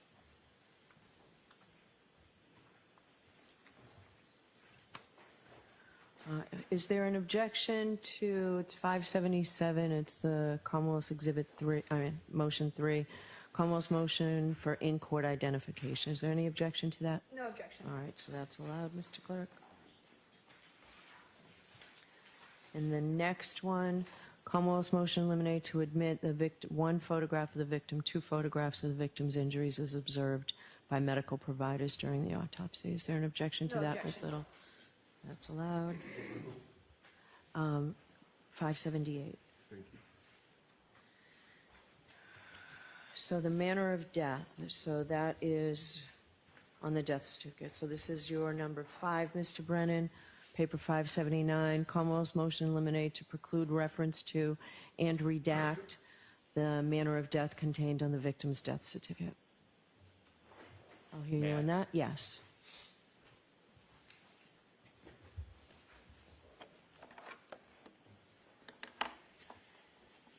Pursuant to Mass case law, Commonwealth v. Almonte and Wallace, as we've laid out in our memorandum, we would like to have the cause of death redacted from the certificate. Certainly, the defense can cross-examine any witnesses that are called regarding the manner of death, but this notation on the death certificate is extraneous and it should be inadmissible. General Laws, Chapter 46, Section 19, provides nothing contained in the record of a death which is reference to the question of liability for causing the death shall be admissible in evidence. Again, different when questioning a witness that is offering an opinion regarding the cause of death, but the certificate itself should be redacted and it should follow Massachusetts general laws and it should follow Massachusetts case law. And for those reasons, we ask the court to redact any cause of death in the death certificate itself. All right, who's arguing this for the defense? Ms. Little? Thank you, Your Honor. In this case, the medical examiner who completed the death certificate concluded that the manner of death was undetermined. The Commonwealth is seeking to exclude this information from the death certificate because it is exculpatory. The Commonwealth seeks not only to have the court redact the manner of death here, but they're also not calling the medical examiner in this case, which creates certain issues.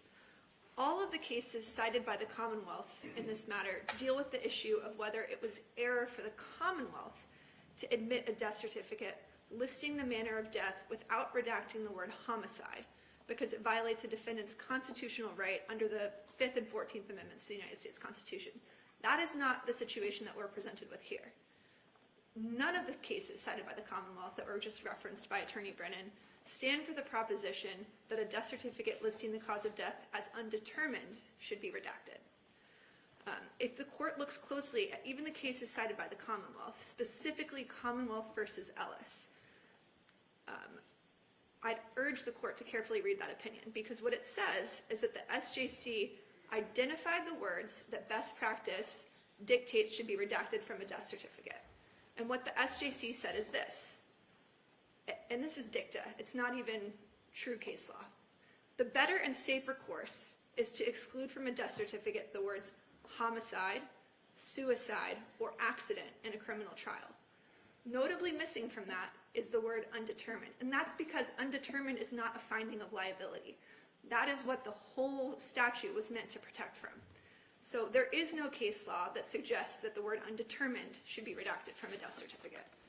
The Commonwealth bears the burden of proof in this case. They have to prove beyond a reasonable doubt that a homicide occurred, and the Commonwealth's own medical examiner has opined that she was unable to make that determination in this case. That finding is relevant, it's exculpatory, and it should not be redacted from the death certificate. So you say the medical examiner is not testifying? It's not, I believe the medical examiner is not on their witness list. Oh, I thought I saw Dr. Scorti-Bello. Oh, Not on their witness list. right.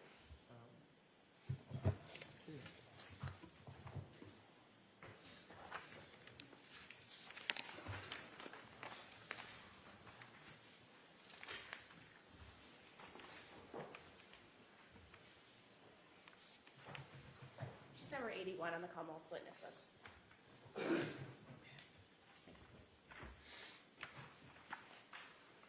All right. I'll take this under advisement. I'll take a quick look at Ellis again. I would just note, I apologize, I know Attorney Brennan did represent at one point that they are not likely to call the medical examiner, so that was my impression. Okay. Perhaps I'm incorrect. That's fine, thank you. All right. One last, hopefully quick one. Commonwealth's motion to eliminate to introduce certified records from the Registry of Motor Vehicles. Is there an objection to that, Ms. Little? No objection. Okay. Probably one more quick, so that's paper 580, Jim? Thank you. Commonwealth's motion eliminate with the intent to obtain Corey records of potential jurors. That's allowed as long as it doesn't disrupt the trial in any way. May we be heard on that, Your Honor? Sure. Your Honor, potential jurors are asked when they fill out the jury questionnaire whether they have a criminal record.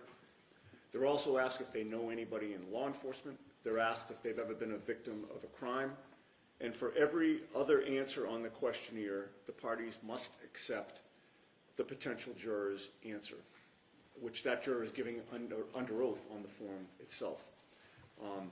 In fact, there are times when a court may deny an attorney from inquiring further about a clear answer on the jury questionnaire, precisely because the answer was clear and it was given under oath. It is solely through the issue of a past criminal record that the Commonwealth seeks to question whether potential jurors are telling the truth.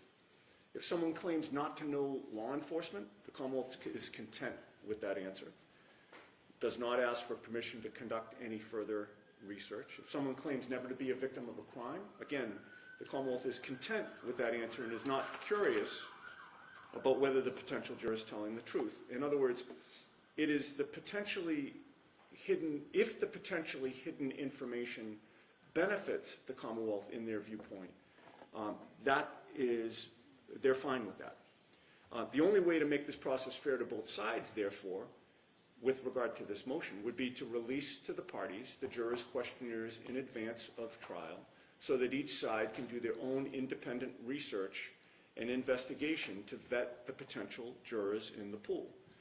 I know that there is case law to support the invasion into a juror's privacy regarding a check on the existence or not of their criminal records and a vetting of a potential juror's truthfulness.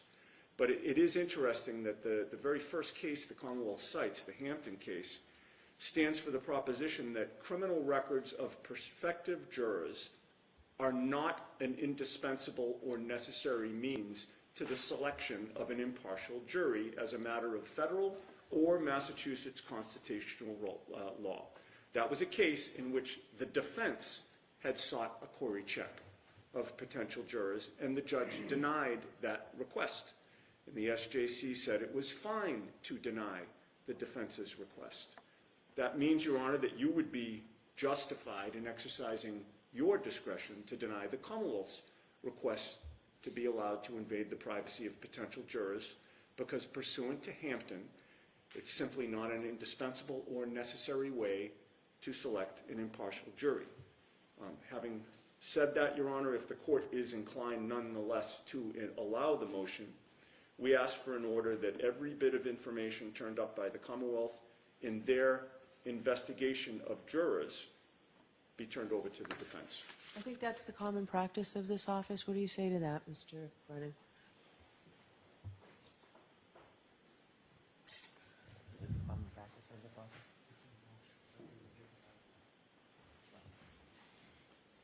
Your Honor, is the court's question common practice of giving everything, or is it common practice of running queries? It's actually, seems to be both.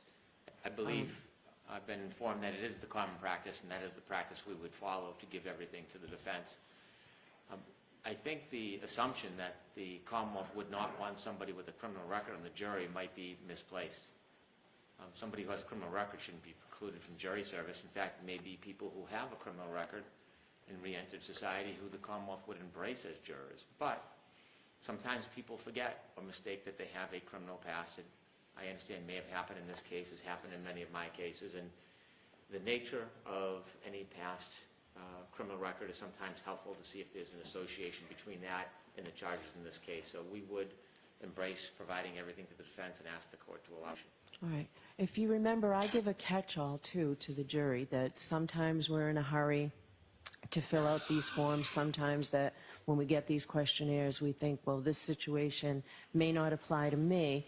So I give them time before they come up, and I specifically say, perhaps your experience as a witness or a juror or a defendant in a criminal case, or if there's any prior record, things that you may have forgotten. If you didn't include it and you remember it, please tell us when you come to sidebar. And inevitably, every trial there's somebody that says they forgot to say something, or they had a record that, you know, got in trouble when they were 17 or something. So it happens. Right, and that's an argument against the Commonwealth's motion, because you're But I giving thought- the jurors a chance to correct what they put on the initial form. There's no need for the Commonwealth to do their own independent research to confirm or deny that. All right, so you're asking me to flat out deny the motion, but if I allow it, you'll get the copies? Correct. Okay. All right, why don't we take the morning break at this time, and we'll come back and we'll do that motion, the defense motion regarding Dr. Welcher. All rise, please.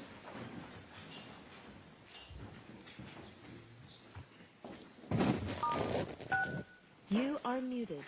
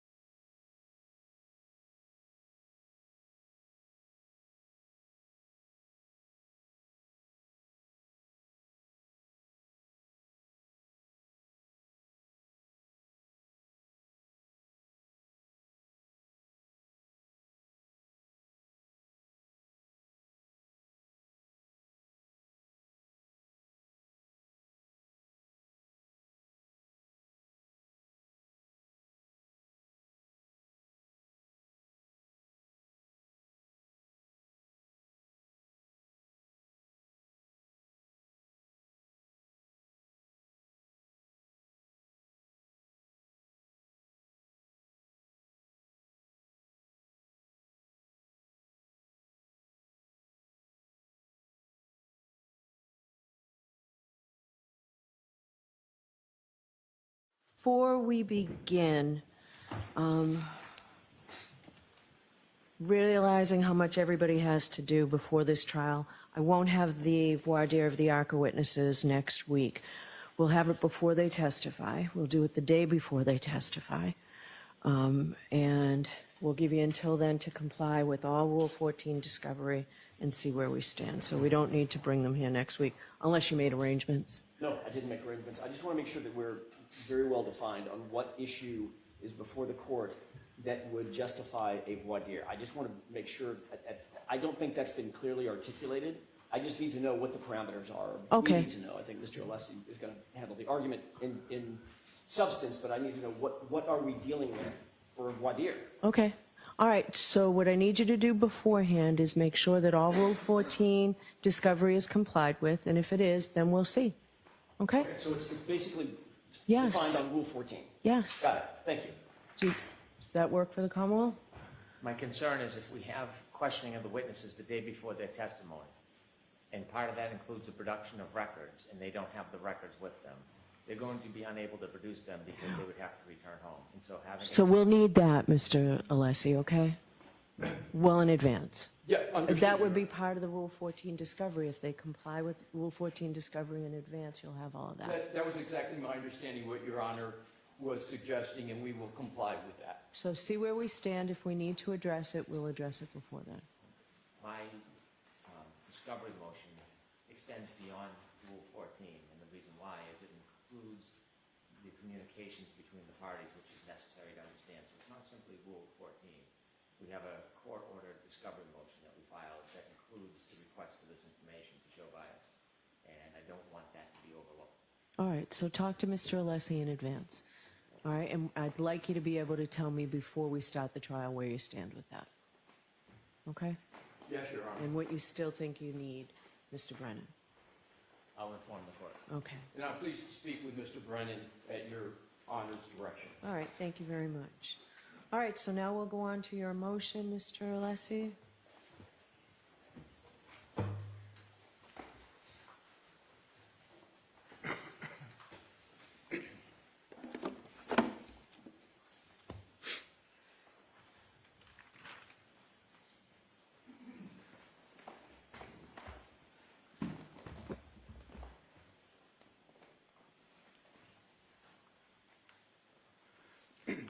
May it please the Court, in my presentation today with regard to Dr. Welcher, No, I was just wondering if you're going to tell me what you're going to tell me and then tell me what you've told me. Do you plan on doing that, or are you just outlining it? I do not, Your Honor. Thank you. Go ahead. In my presentation today, Your Honor, I'm going to, just so Your Honor has the documents in front of you that I'm going to be referencing.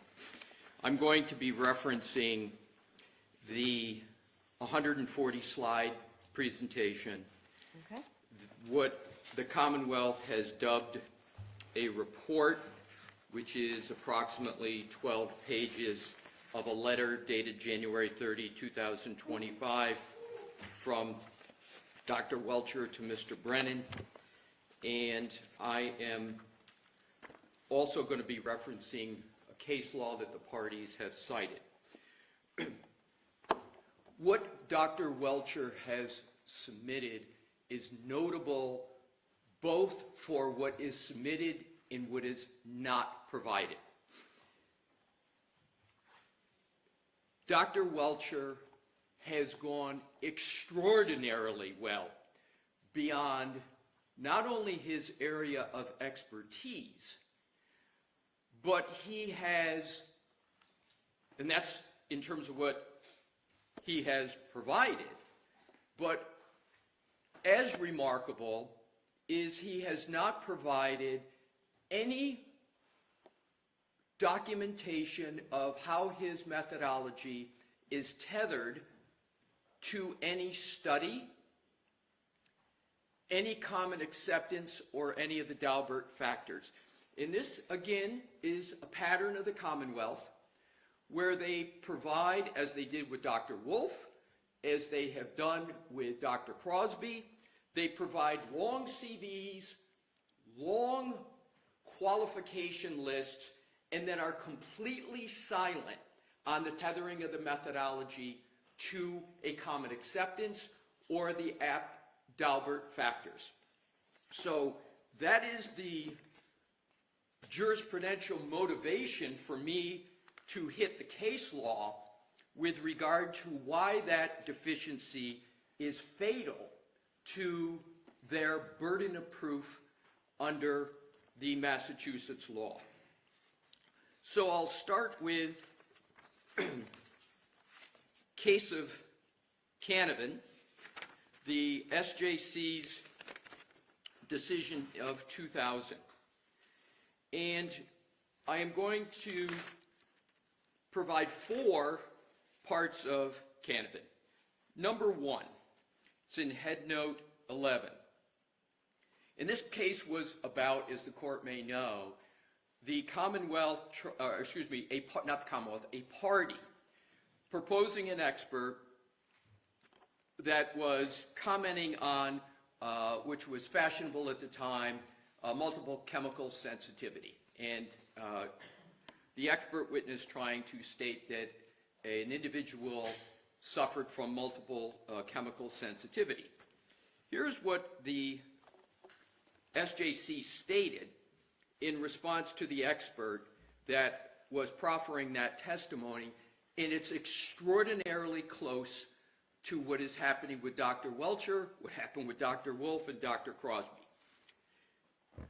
The SJC said there was no evidence in the record to show that Dr. LaCava, that was the proffered expert, used a reliable methodology to transform his general finding of chemical exposure to his more specific diagnosis of MCS, multiple chemical sensitivity.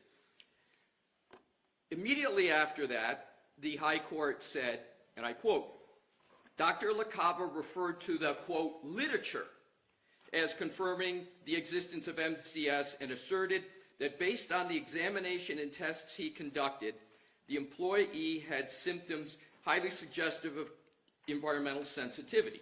However, Dr. LaCava did not identify any specific studies that showed the existence of MCS based on specific symptoms and did not identify tests that can be performed to prove that the patient suffers from MCS.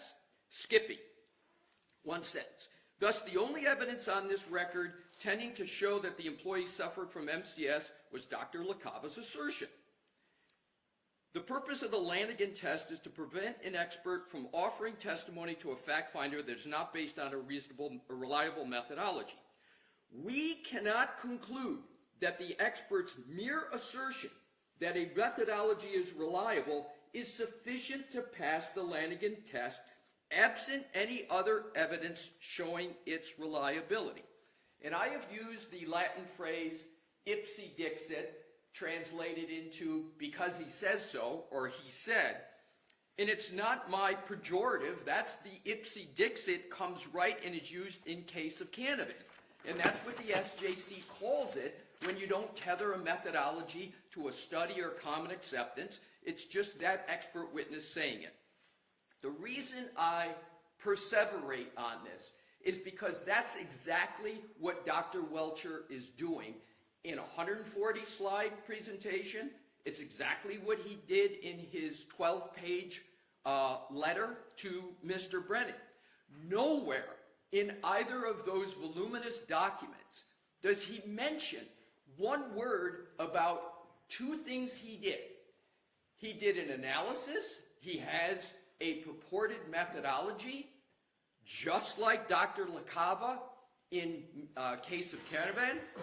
He doesn't mention one study to support his methodology. Unless there be any concerns, the law is clear that the Lanigan analysis is applicable to medicine, science, and technology. And clearly, Dr. Welcher is in the technology area, and the Dalbert-Lanigan analysis is referred to as the hard science. So he also, Dr. Welcher, conducted an experiment, and I'm going to treat that separately from the lack of a methodology. So I want to stay just with the methodology that is purported to be used by Dr. Welcher. So keeping on with case of Canavan, Dr. Welcher also is proffering to provide opinions on the medical causation of the injuries to the right arm of the decedent. It's clearly what he is doing. Here is what the SJC said about causation. It's head note 14, and they labeled the heading of it causation. The SJC said, quote, "There is no suggestion that the judge conducted a Lanigan analysis to determine whether Dr. LaCava used a reliable methodology to conclude that the chemical exposures to which the employee was subjected caused," and caused is italics in the opinion, "her to suffer from MCS. This was an error." They went on, quote, "Because understanding medical causation is beyond the knowledge of the ordinary layman, proof of it must rest upon expert medical testimony.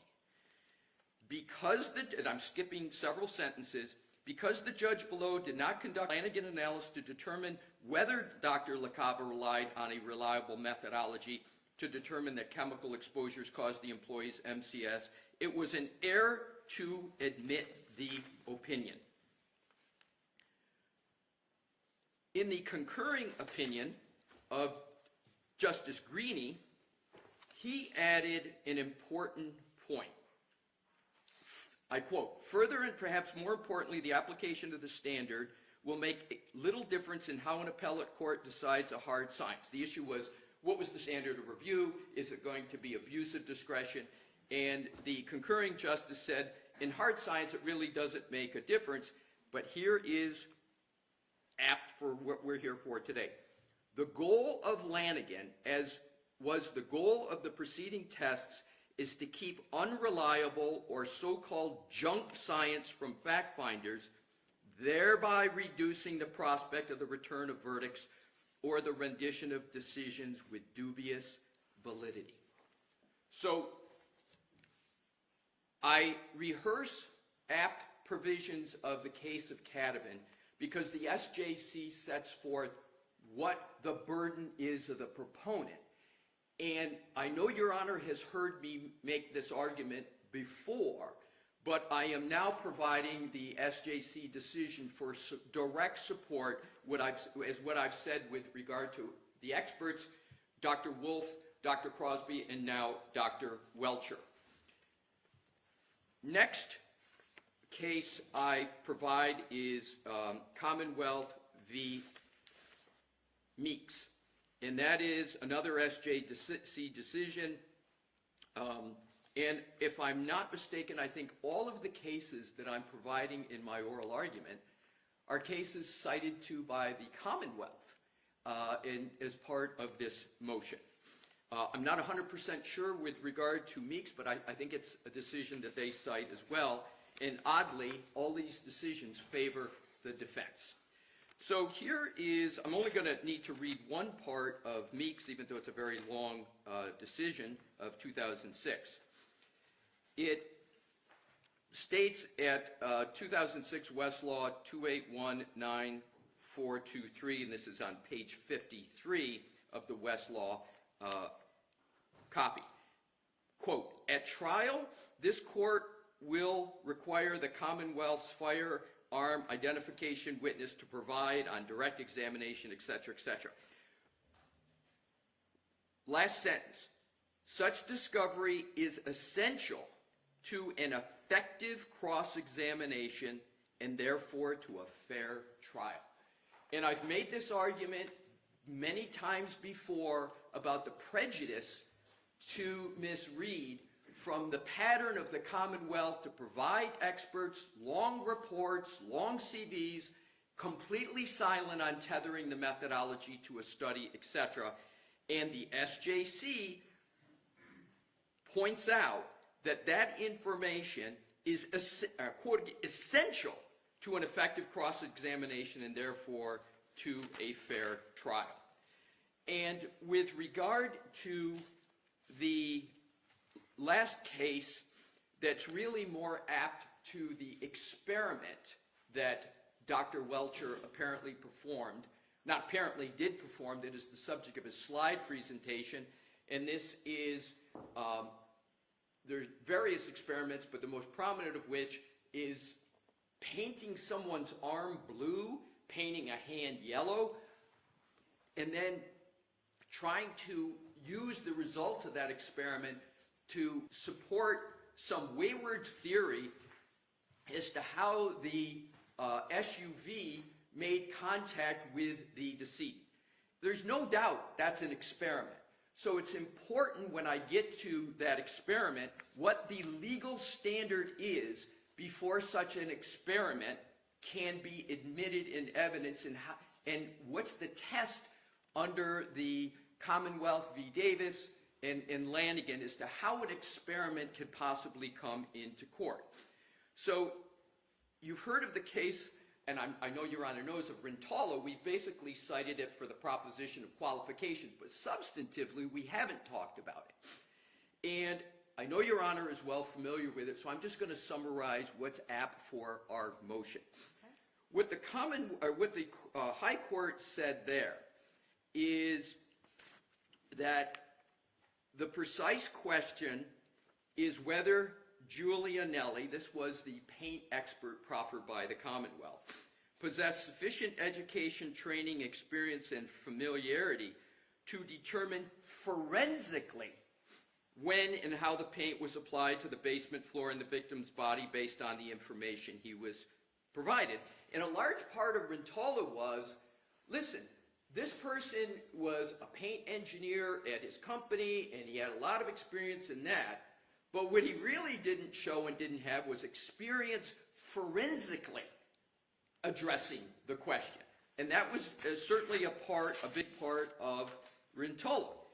So the court, to that point, said there is a significant distinction, however, between what Giulianelli had done in the paint industry for over 20 years and what the Commonwealth asked him to do in this case. So the court went on and discussed the difference, and it said he also, this is Giulianelli, he also did not do any research on the topic or search for any academic or industry materials on this topic.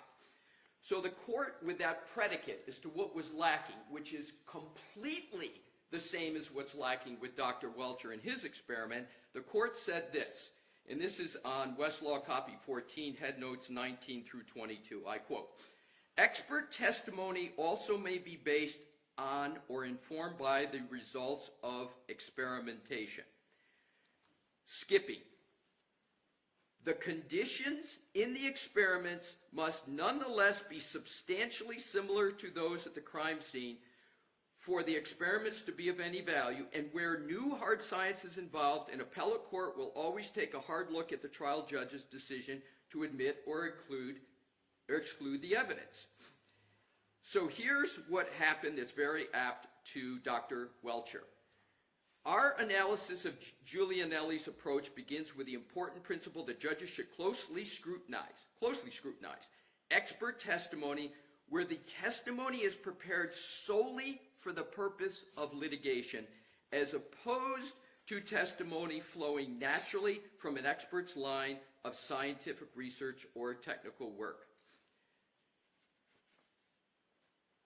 There is no evidence whatsoever in the Commonwealth's papers that Dr. Welcher had ever performed this experiment as part of his line of scientific research or technical work. From all indications, it appears that he performed this experiment specifically and exclusively for purposes of this litigation. And that's where the SJC started. So they immediately said, if it's just experiment done for this litigation, we right off the jump have a big issue with it. The SJC then goes on with this very, very questionable area of experiments. and said, rather than flowing naturally from his work, therefore, his experiments greatly differed from the work he ordinarily performed and the observations he had experience making in the key. And his opinions were developed solely to assist the Commonwealth's prosecution of the defendant, which from all indications appears exactly the purpose of Dr. Welcher. And here now to the tethering of the methodology to a study which Dr. Welcher does not do at all. The court, footnote 31, because Giuliani conceived of and designed the experiments without any stated basis in existing science or literature, and because neither the Commonwealth nor the trial judge applied the Dalbert-Lanigan factors, it would make little sense to attempt to apply them here. The SJC said, we're not even going to go do this analysis because the proposed expert didn't cite to it. So we're not going to guess at what happened. And it then said, relatedly, and I'm quoting, the Commonwealth has not pointed to any basis in existing scientific literature or research for Giuliani's methodology or experience. Instead, it appears that Giuliani designed these experiments on his own without any guidance. Reading down below, quote, Giuliani's experiments also did not appear to have been performed consistently with basic scientific principles. We have no evidence in anything the Commonwealth submitted that the experiment of Dr. Welcher was performed in accordance with any scientific principles, because his report and the slide presentation is completely bereft of any citation to basic scientific principles. Next, the court said Giuliani did not repeat or validate any of his 6 experiments is also significant. There is 0 in the current record that Dr. Welcher repeated or validated his experiment. Nothing.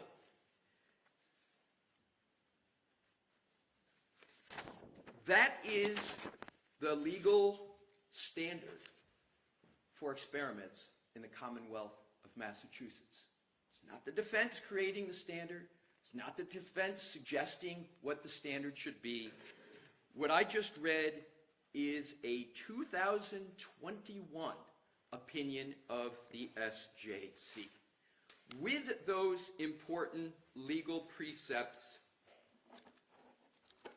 stated, I now turn to the letter, what the Commonwealth provides as, or calls a report, which is the January 30, 2025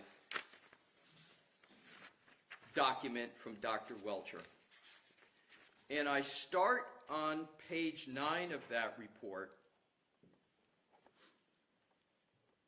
And if Dr. Welcher had adhered to his own standards about what a biomechanical engineer is to do, my presentation would be much shorter. So let's see what he said the role of a biomechanical engineer is, and then what he did. Because this goes to the point of him exceeding the scope of his qualifications wildly.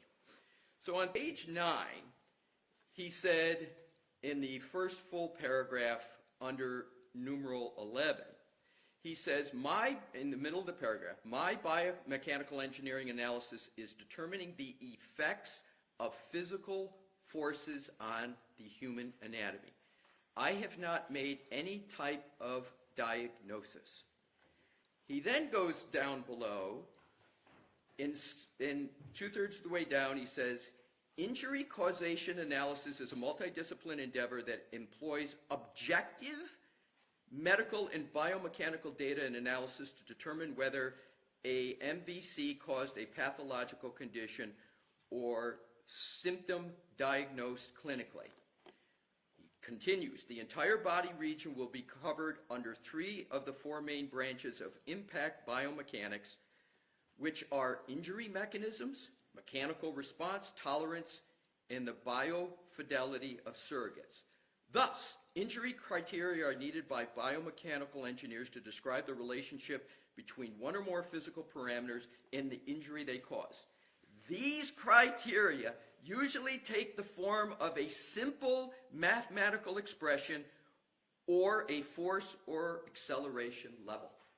I couldn't agree with him more that that is what biomechanical engineers do.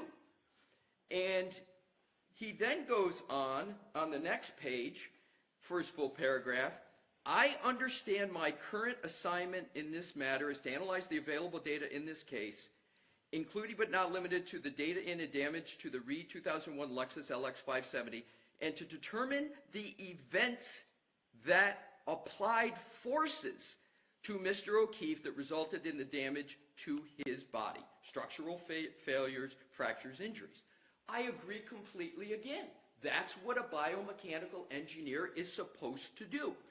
And what is it that he's talking about with force acceleration?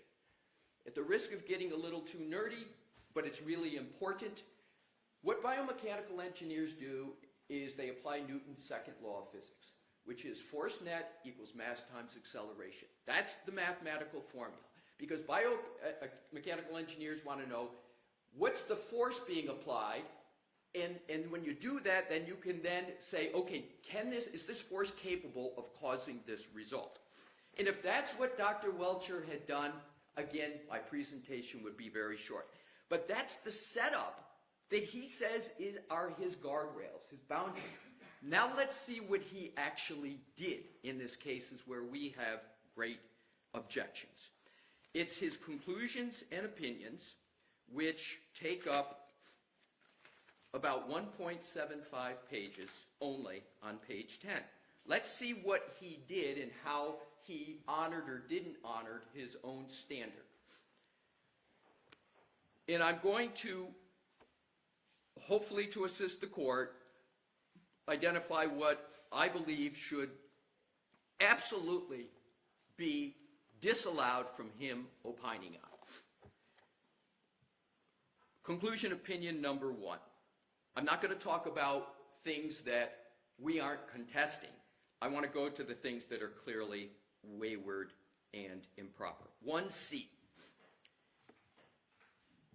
He cites to Julie Nagel and occupants of Richard D'Antonio Ford F-150, Ryan Nagel and Heather Maxim, arrival in time outside 34 Fairview, not seeing anybody exit Lexus or damage to the Lexus. What he is doing is he is not only using, but he's trying to credit contested testimony. So let me find out, do you intend to introduce that testimony, Mr. Brennan, through this witness?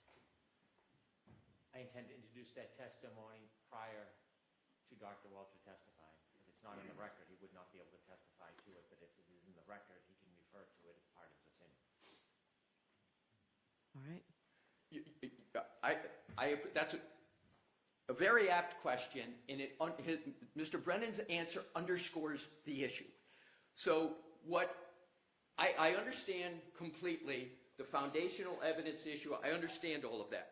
But the transcending issue is an expert witness can't use contested testimony because experts are not allowed to credit and talk about the credibility of witnesses.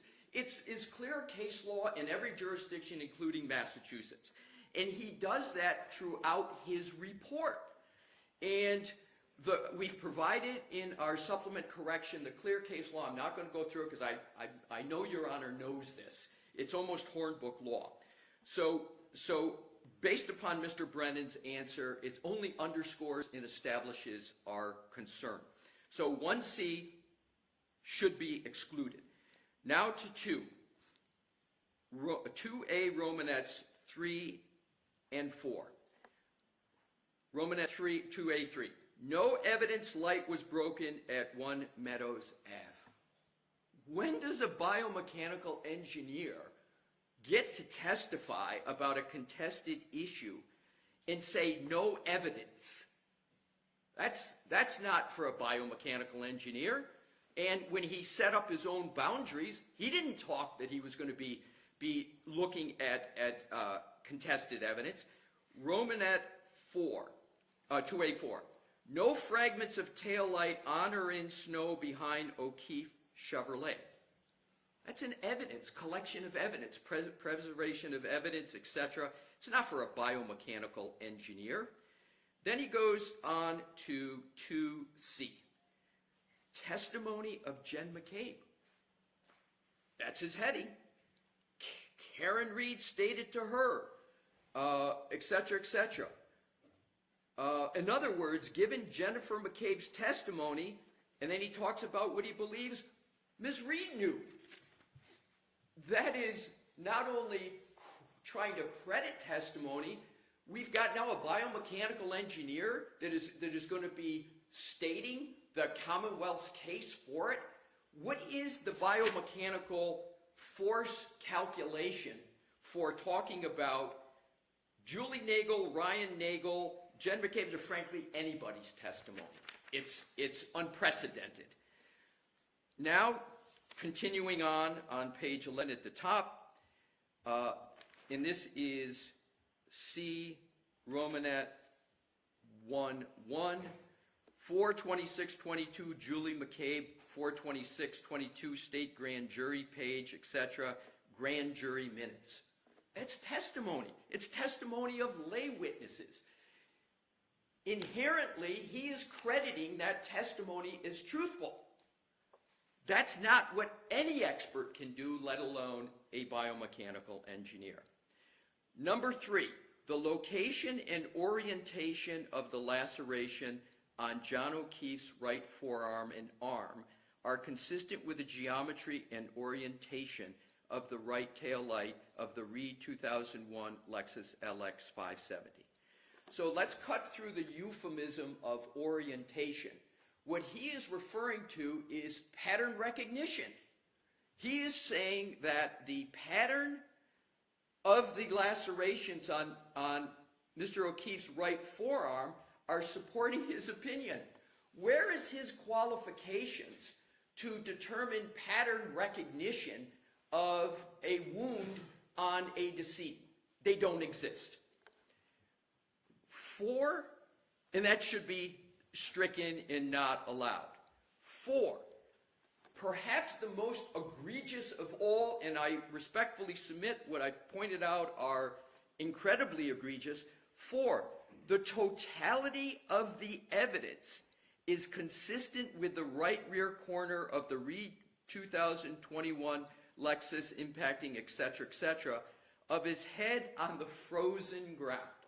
So there are several maladies with that statement. First, where is his qualifications to testify as to frozen ground? He's not a pedologist, he's not a hydrogeologist, he's not a geologist. He has no basis to testify in that regard.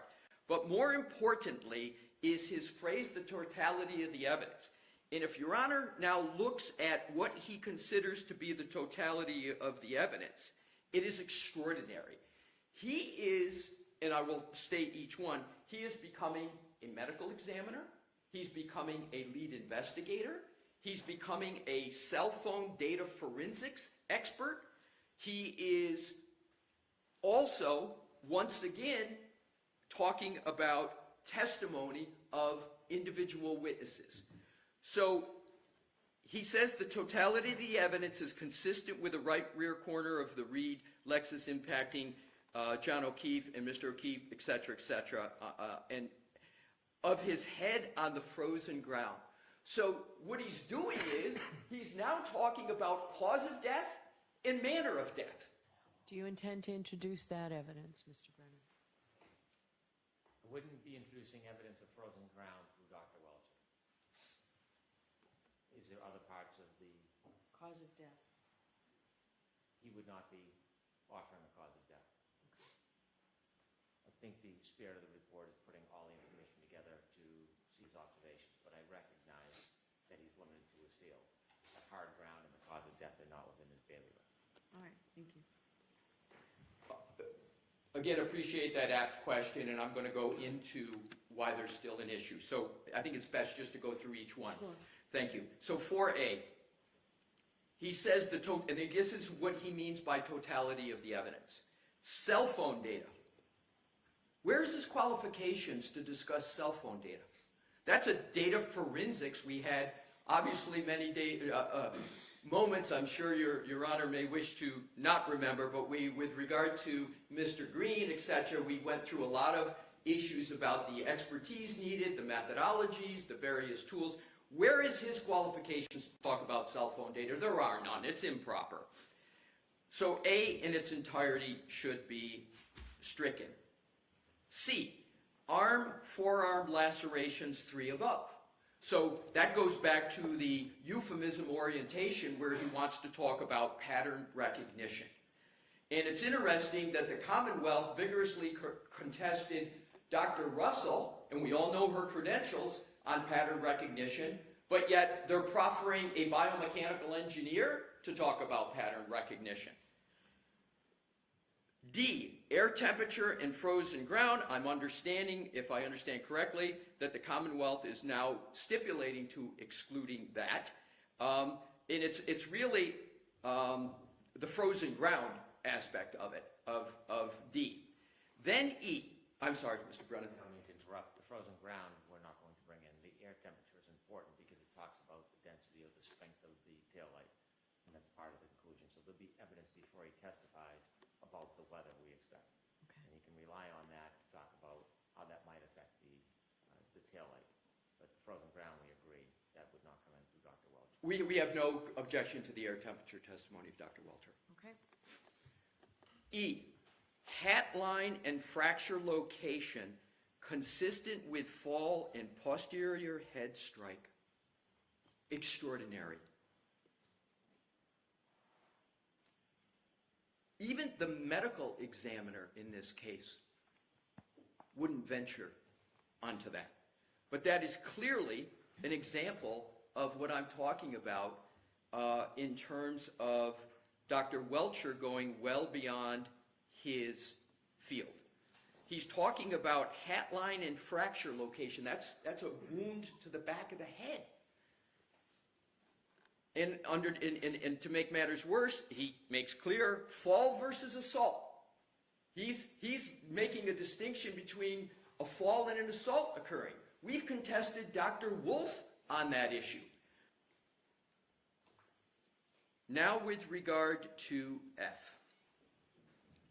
This is the wayward, undocumented experiment that Dr. Welcher conducted. F, Romanet 2 should be excluded. It says drop test conducted by me with a hybrid 3 falling backwards, measured heads, G's of approximately, et cetera, et cetera.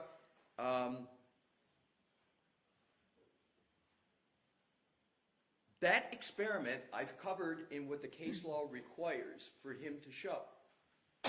There is zero support for this experiment. I went through in Rentola, I won't repeat it, of all that needs to be established before an expert can talk about an experiment. Dr. Welcher supports his experience with zero. This experiment that he did, this drop test, has zero documentation of where the methodology for that is supported by science. Recall in Rentola, the paint person conducted an experiment and the SJC said, yeah, you conducted it, yeah, you know, this is your area, but you've got to show all of these things, including where is this supported by the scientific method? What studies? Did you repeat this experiment to make sure that there wasn't an error rate of concern? Every single deficiency in Rentola is extant with Dr. Welcher.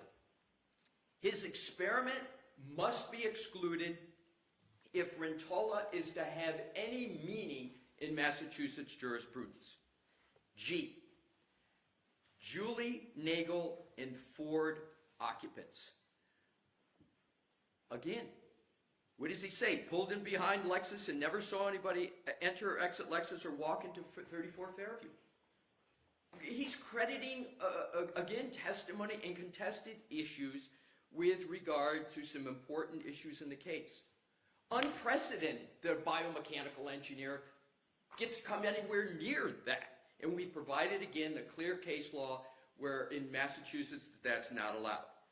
And as egregiously, H, people inside of 34 Fairview on evening of 128 and early morning of 129. H, Romanet I. John O'Keefe never entered 34 Fairview. Is there any more of a contested issue than that? But yet, he's proposing to testify and state that? What biomechanical engineering principle is being applied there? The answer is none. Except for Karen Reed, everyone at 30 and outside 34 indicated John O'Keefe did not enter 34 Fairview. Even more egregious than H. Romanet I.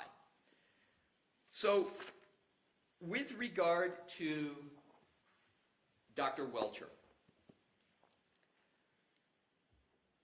I have, again, genuinely tried to assist the court with regard to blue penciling his report to make clear, based upon the case law, what is within his bounds and what is not within his bounds, based upon his own stated parameters. And with regard to the case law about commenting, not being able to comment on a witness, crediting their testimony, Commonwealth v. Quinn, which we cite, says such testimony impermissibly intrudes on the jury's province to assess the credibility of the witnesses. So not only is Dr. Welcher beyond his qualifications, but he's intruding on the province of the jury, and the Massachusetts courts state such testimony, the kind where an expert witness assesses the credibility of another witness, could substantially influence the jury's decision about whom to believe. And lastly and importantly, should the Commonwealth try to save this wayward part of the report by saying, well, you know, is he really directly or explicitly doing it? The Commonwealth v. Lopez case, and I quote, vouching for the credibility of a witness, here's the key part, whether explicitly or implicitly is impermissible. So I believe it's explicit for the reasons I've given, but even if the court were to conclude that some of his references to witnesses is not explicit what he's doing, it certainly at a minimum is implicit.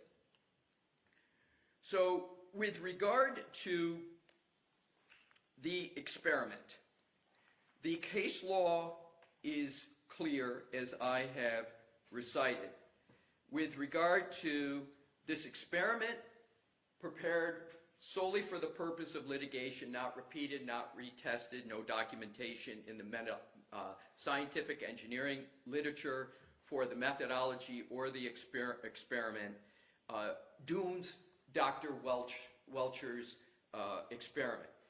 And the bases in the jurisprudence of Massachusetts couldn't be clearer.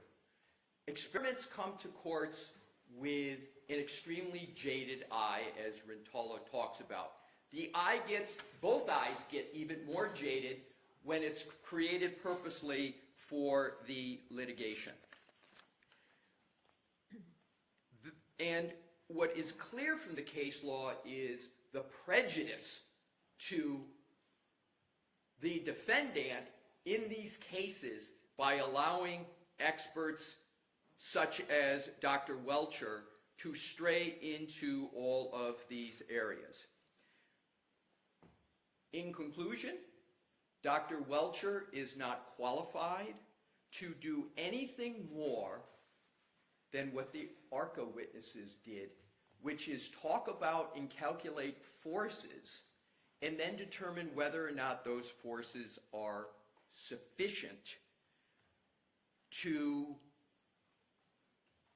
and based on physics, are sufficient.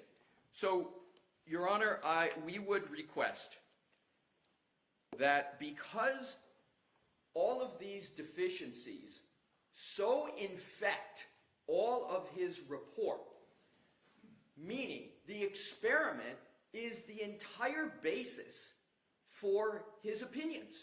You pull out the experiment He has no basis for an opinion. You pull out a lot of his items, there is no basis for his testimony, and it frankly shouldn't be the job of the defendant or the court to fly-spec his report in his slide presentation. And that is the final data point I want to hit, which is his slide presentation. We have a 140-page slide presentation that is unintelligible on its own. You can't understand it, and the report merely references it. It doesn't explain it. Let me stop. Mr. Brennan, do you intend to use this PowerPoint presentation?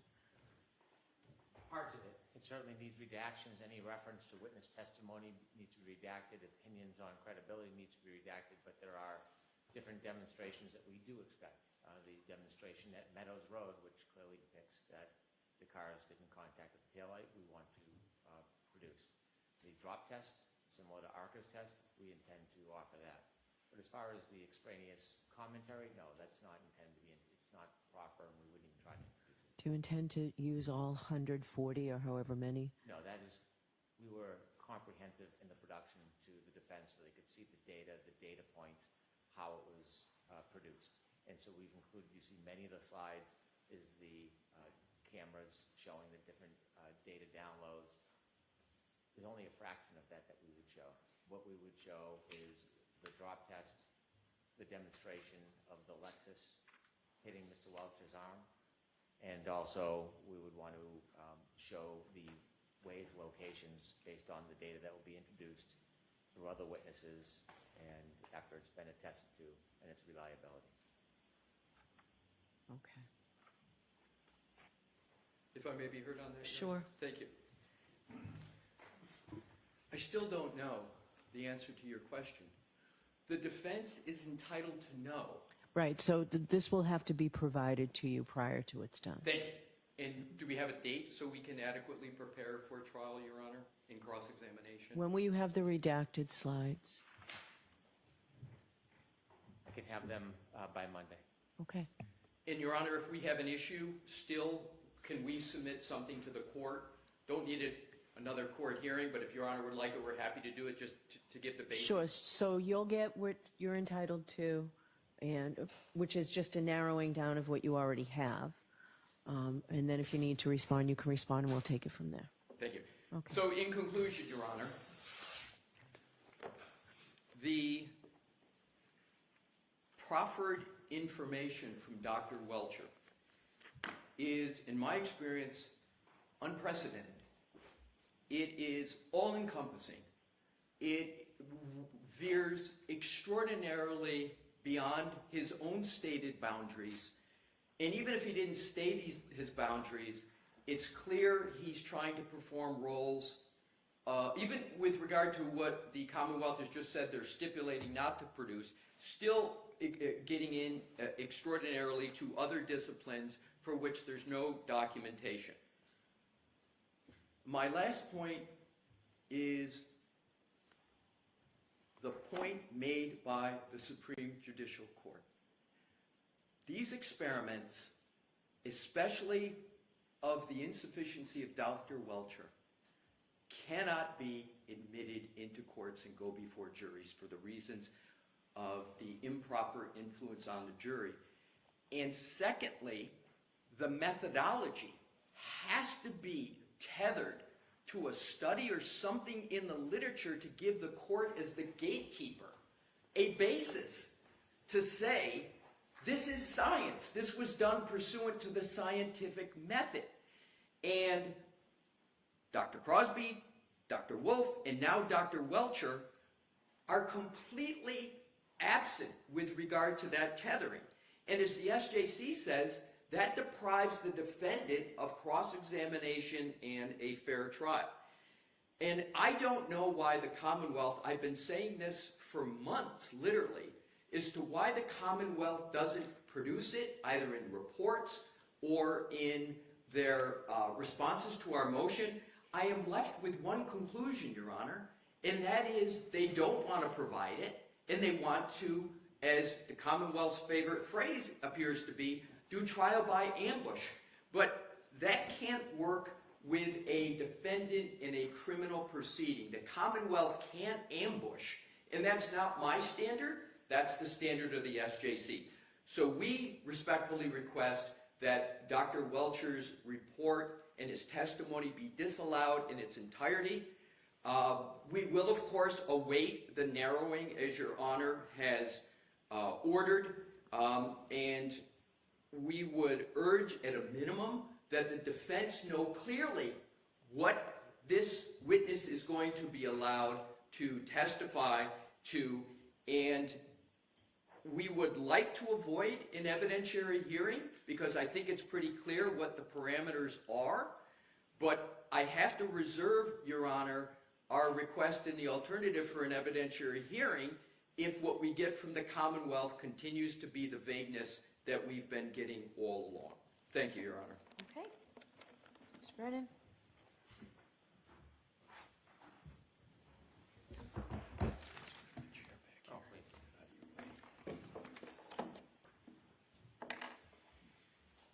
I'm particularly disappointed that Mr. or Attorney Alessi sees this as some type of trial by ambush. I'm not going to digress the way he has, but a case study in that is the ARCA, and that's why I'm concerned about waiting until the day before trial to get simple Rule 14 discovery. ARCA and Mr. Welcher have some similarities because they're biomechanical engineers. Now, in our production, we gave over 8 gigabytes of information from Dr. Welcher. We gave any reference material, whether he was going to use it or not. We gave all studies, all data, anything that he considered, even if it was irrelevant, we provided to the defense. It was an extraordinary production. I've never seen a more complete production.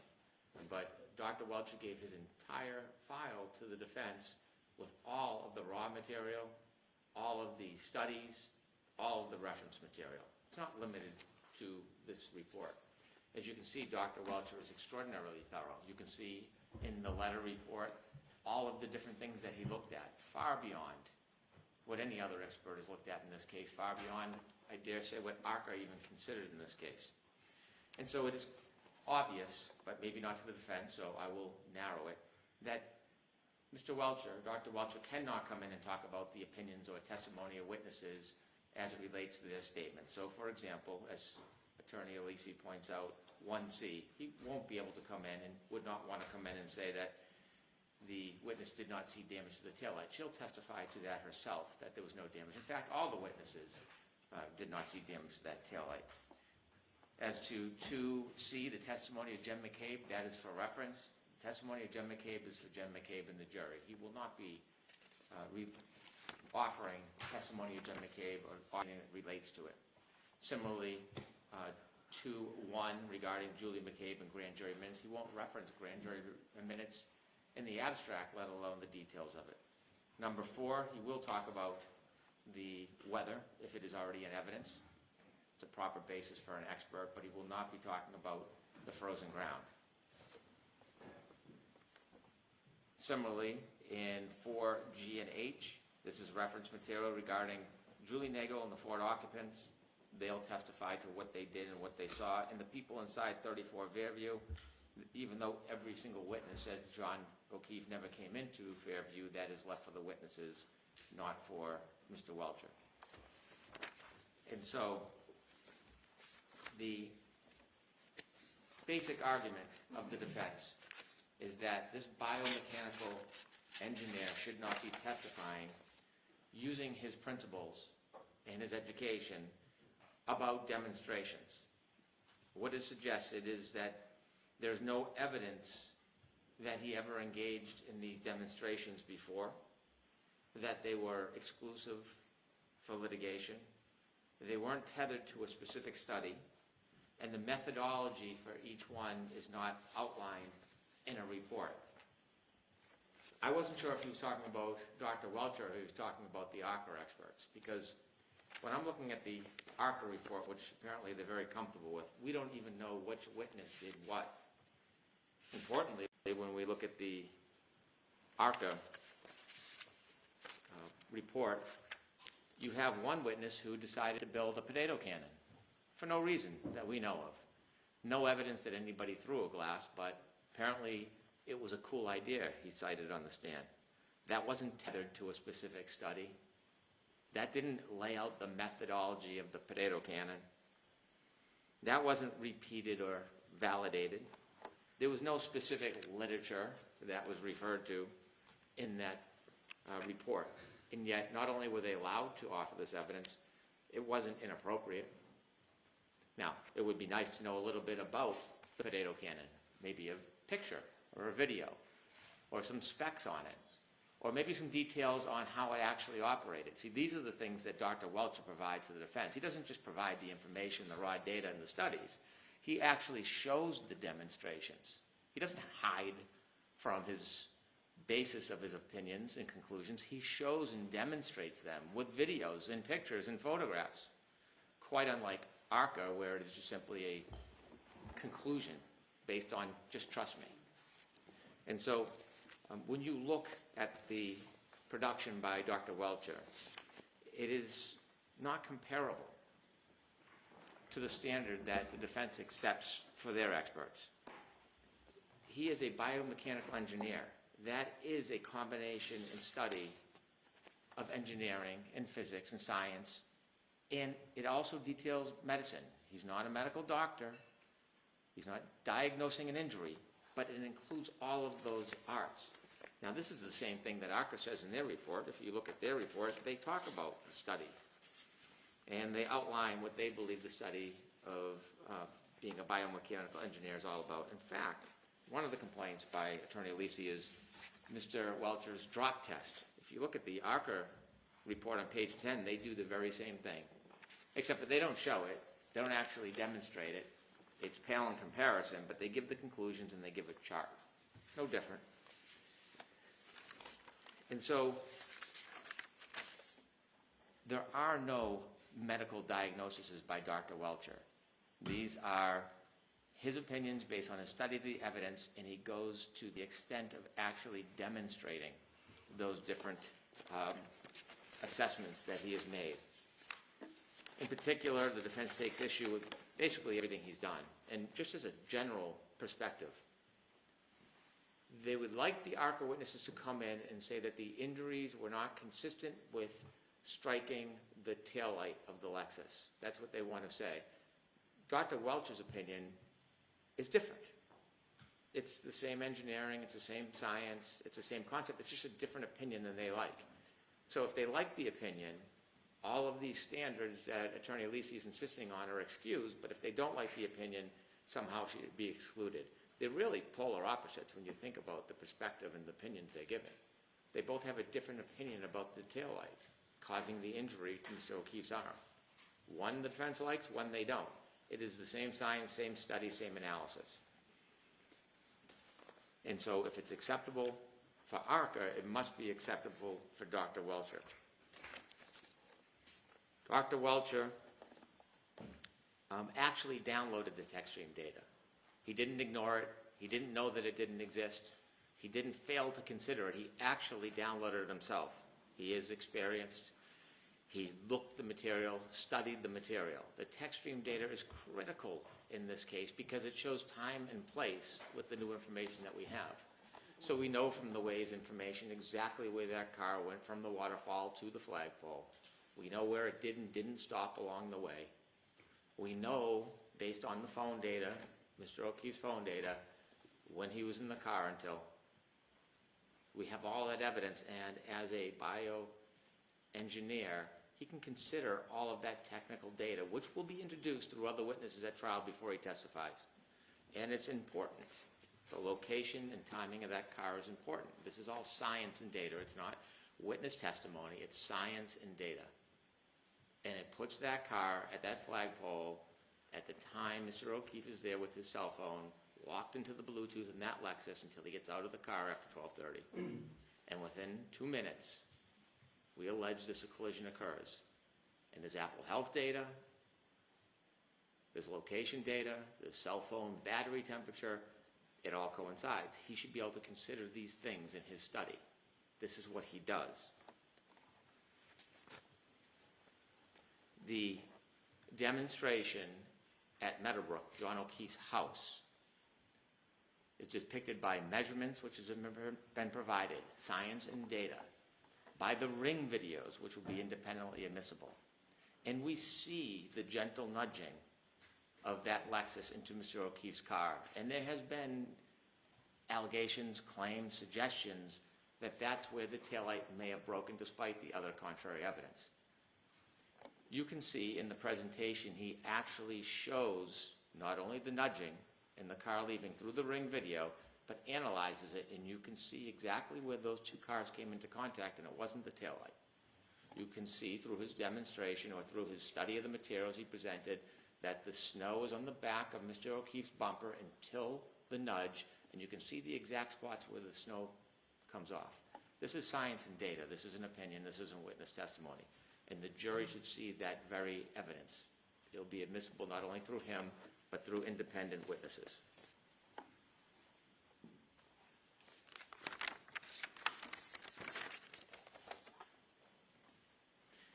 The defense takes issue with Dr. Welcher providing an opinion that the lacerations and cuts are consistent with the geometry and orientation of the right taillight. There has been many claims about alternative sources, which the Commonwealth disagrees with, as to those abrasions. But if you've seen the PowerPoint that's been presented and provided to the court, will be presented to the jury, it shows the symmetry of the arm and the location of the arm, the height of the broken taillight, and it shows with great continuity the height, location of that broken taillight, and how it relates to a bent arm. And that is based on engineering, biomechanics, the same things that ARCA employs. They just didn't do this. And so that's not witness testimony. That's not beyond the bounds of anything. That is powerful evidence, and we intend to introduce that. And then, as I mentioned, finally, the drop test. This is the same information that ARCA proposes in their report. For some reason, I don't think that was offered as evidence at trial, but it's clearly within the bailiwick of this expert. And so we will file on Monday a PowerPoint presentation redacting all the inadmissible parts of it, which is witness statements, and we expect to present the demonstrations to support the opinions as corroborative evidence of those opinions rather than just naked opinions. And there will be no trial by ambush. Now, we will be studious in getting that information to the defense. We would like them to be as studious getting us the ARCA information. It does concern me delaying that information because, as Attorney Alisi eloquently said, you need time to prepare. We know he's a very prepared attorney. We'd like to prepare as well, and if we wait to get records and information and know who wrote what part of the report, we won't be prepared. There's a third engineer in their team that wasn't called. We'll have to add him to the witness list if he has any relevance. We won't know until we question those witnesses. So I think I'm also inclined to ask the court to consider we have that questioning well before their testimony. But we will meet our commitment and provide those slides on Monday. All right. And Mr. Alessi, again, you've already said you agree to talk to Mr. Brennan about the reciprocal discovery. Okay. May I be heard to respond? Sure. Thank you.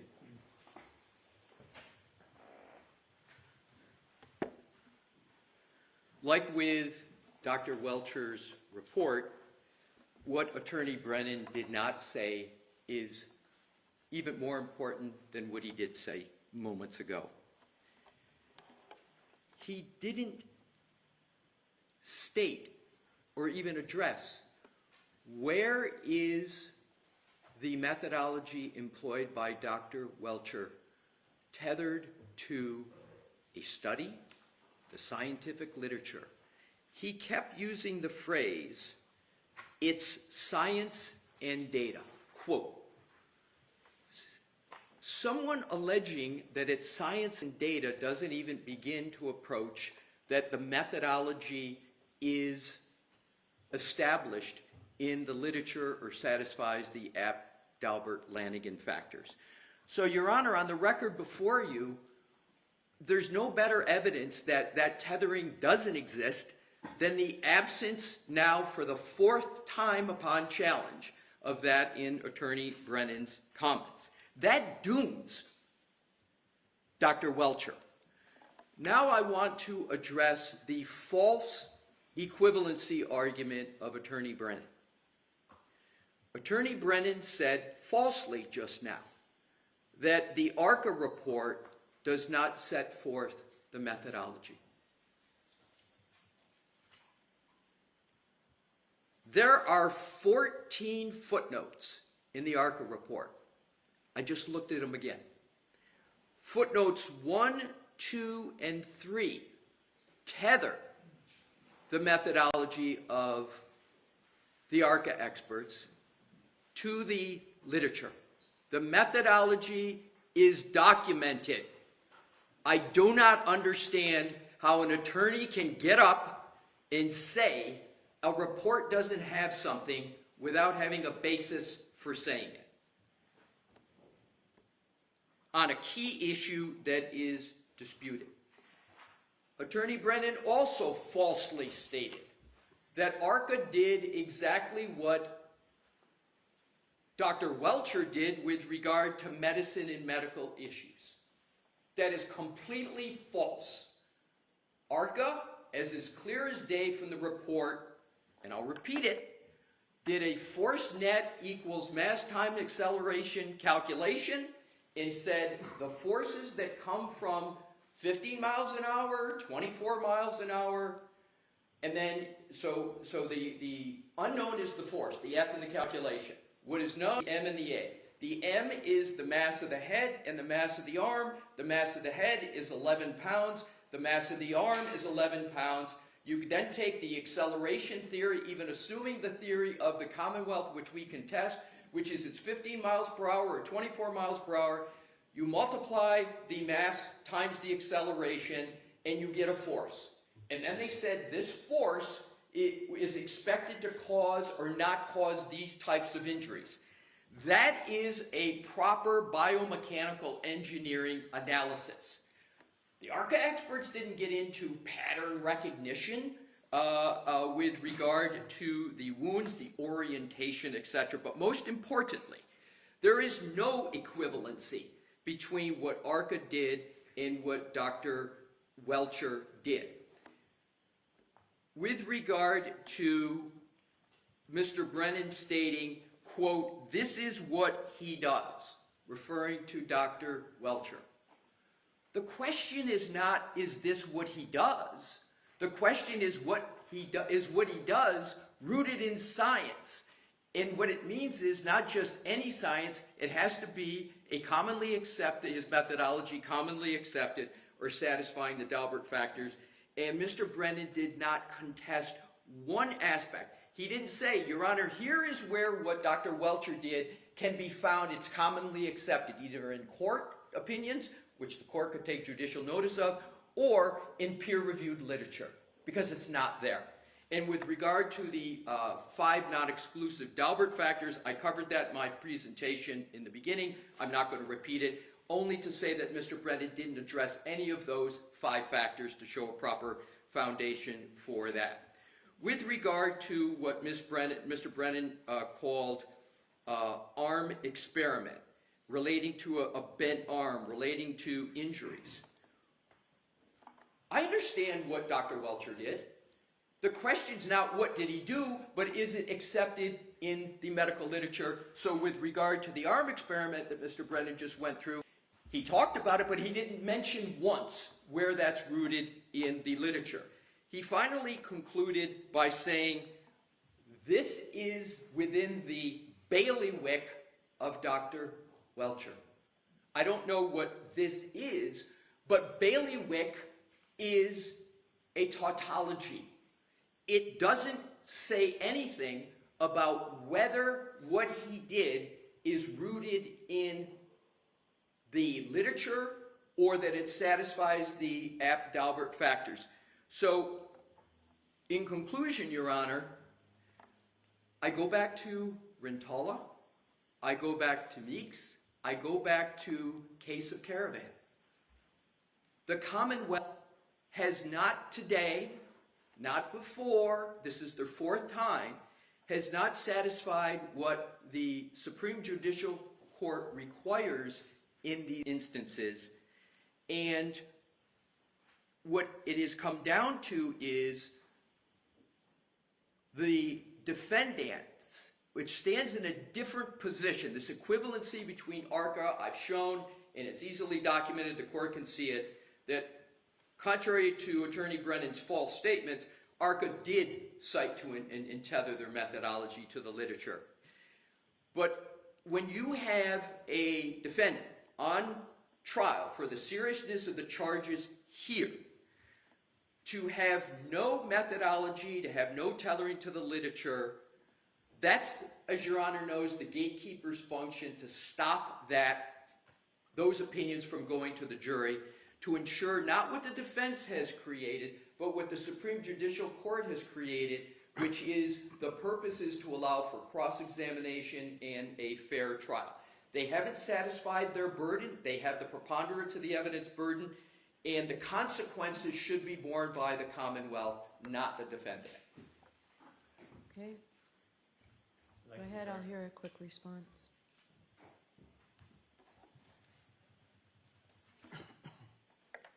Regrettably, I know Attorney Alisi has decided to join the fray of disparagement. Now, he has said 3 times that I've made false statements.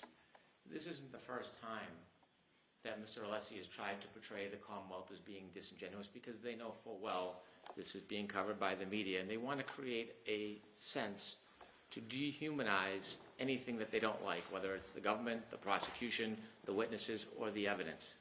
There's no place for it. 3 times. This follows when he made representations, reckless representations in court, that Brennan lied 10 times.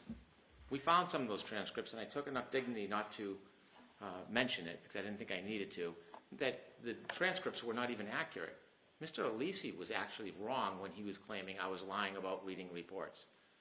Now, I don't want to stand up here and have a dispute, but when you use words like false statements as an officer of the court, they better be supported. That is a strong statement to repeatedly make, and it's a tactical one. It's purposeful. Attorney Alisi is joining the fray, and that is all part of the strategy here. Now, if you look at page 13 and 14 of Dr. Welch's report, perhaps that was missed in the review. There are resources in that report that number 26 different items of resources. And so if we're talking about support and tethering, it is at the end of the report. It's not footnoted like ARCA, it's at the end of the report. It's all there. All right, thank you. So we're going to move on to try and get some motions in quickly. The motion regarding the chalks, is there an objection to the Commonwealth's motion requesting the use of chalks and directing both parties to provide visual presentations in chalks prior to using? No objection. Okay, thank you. 583.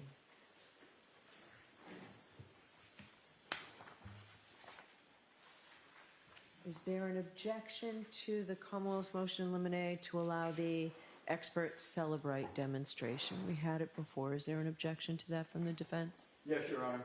Okay.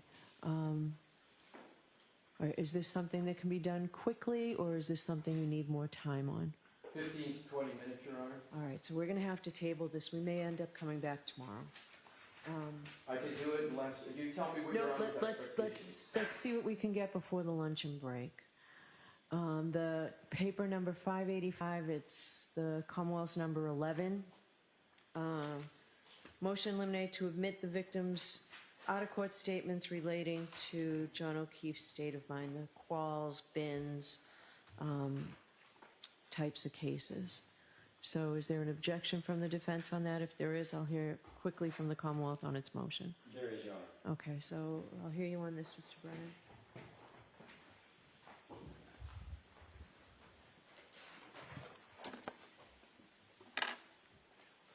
Evidence of Mr. O'Keefe's state of mind is particularly relevant in this case. In addition to the charges, this has a domestic aspect to the case. We know from his statements that he was in a relationship with the defendant. We know from the statements that there was a tumult in that relationship, and many of those statements are reduced to writing. The state of mind of Mr. O'Keefe is reflected in those statements. There was no time or reason to fabricate. You can tell by the content and the volume of them that there is a legitimacy to them. And it is clear, based on that and other testimony, that he was in the course of attempting to end the relationship with Miss Reed. And so his statements, especially over the course of the day of this incident, All right, so what's the time frame? It's so over the course of the day. I realize that the Aruba incident is too remote and you're not using that, but what's your time frame for me to be able to evaluate as this? far as his messages,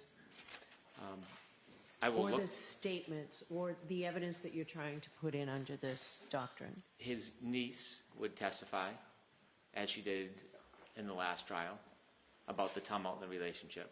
Okay. And we'd introduce the same text messages that we introduced at the last trial, reflecting Mr. O'Keefe's state of mind about the relationship. Okay. And there would be nothing different from the last trial, other than the fact that we are not going to pursue the Aruba information. So it has actually a narrower time window than before. Okay. All right, I'll hear you, Mr. Jackson. Thank you, Your Honor. I may be a little more brief given that explanation by Mr. Brennan than I intended or anticipated. I will say that where the Commonwealth's motion fails is in its explanation as to the relevancy and how it comes in under a state of mind theory. These are obviously hearsay statements. In some cases, they are multiple hearsay statements, or potentially multiple hearsay statements. John O'Keefe's state of mind is irrelevant unless there is a specific admissible evidence that he communicated those statements, and we'll have to sort of take them as they come, given I don't have the full breadth or an understanding of the full breadth of the information that is being sought. Mr. Brennan just indicated it's going to be consistent with the last trial, so that gives me some target range. Without knowing more, under a normal hearsay or even state of mind analysis, it's irrelevant unless there's a specific admissible point that he communicated that, or point at which he communicated that state of mind to Miss Reed.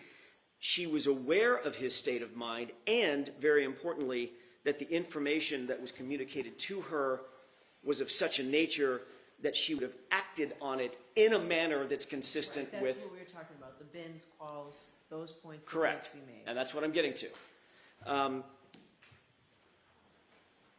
With that last point, and to drive this point home, that's preposterous.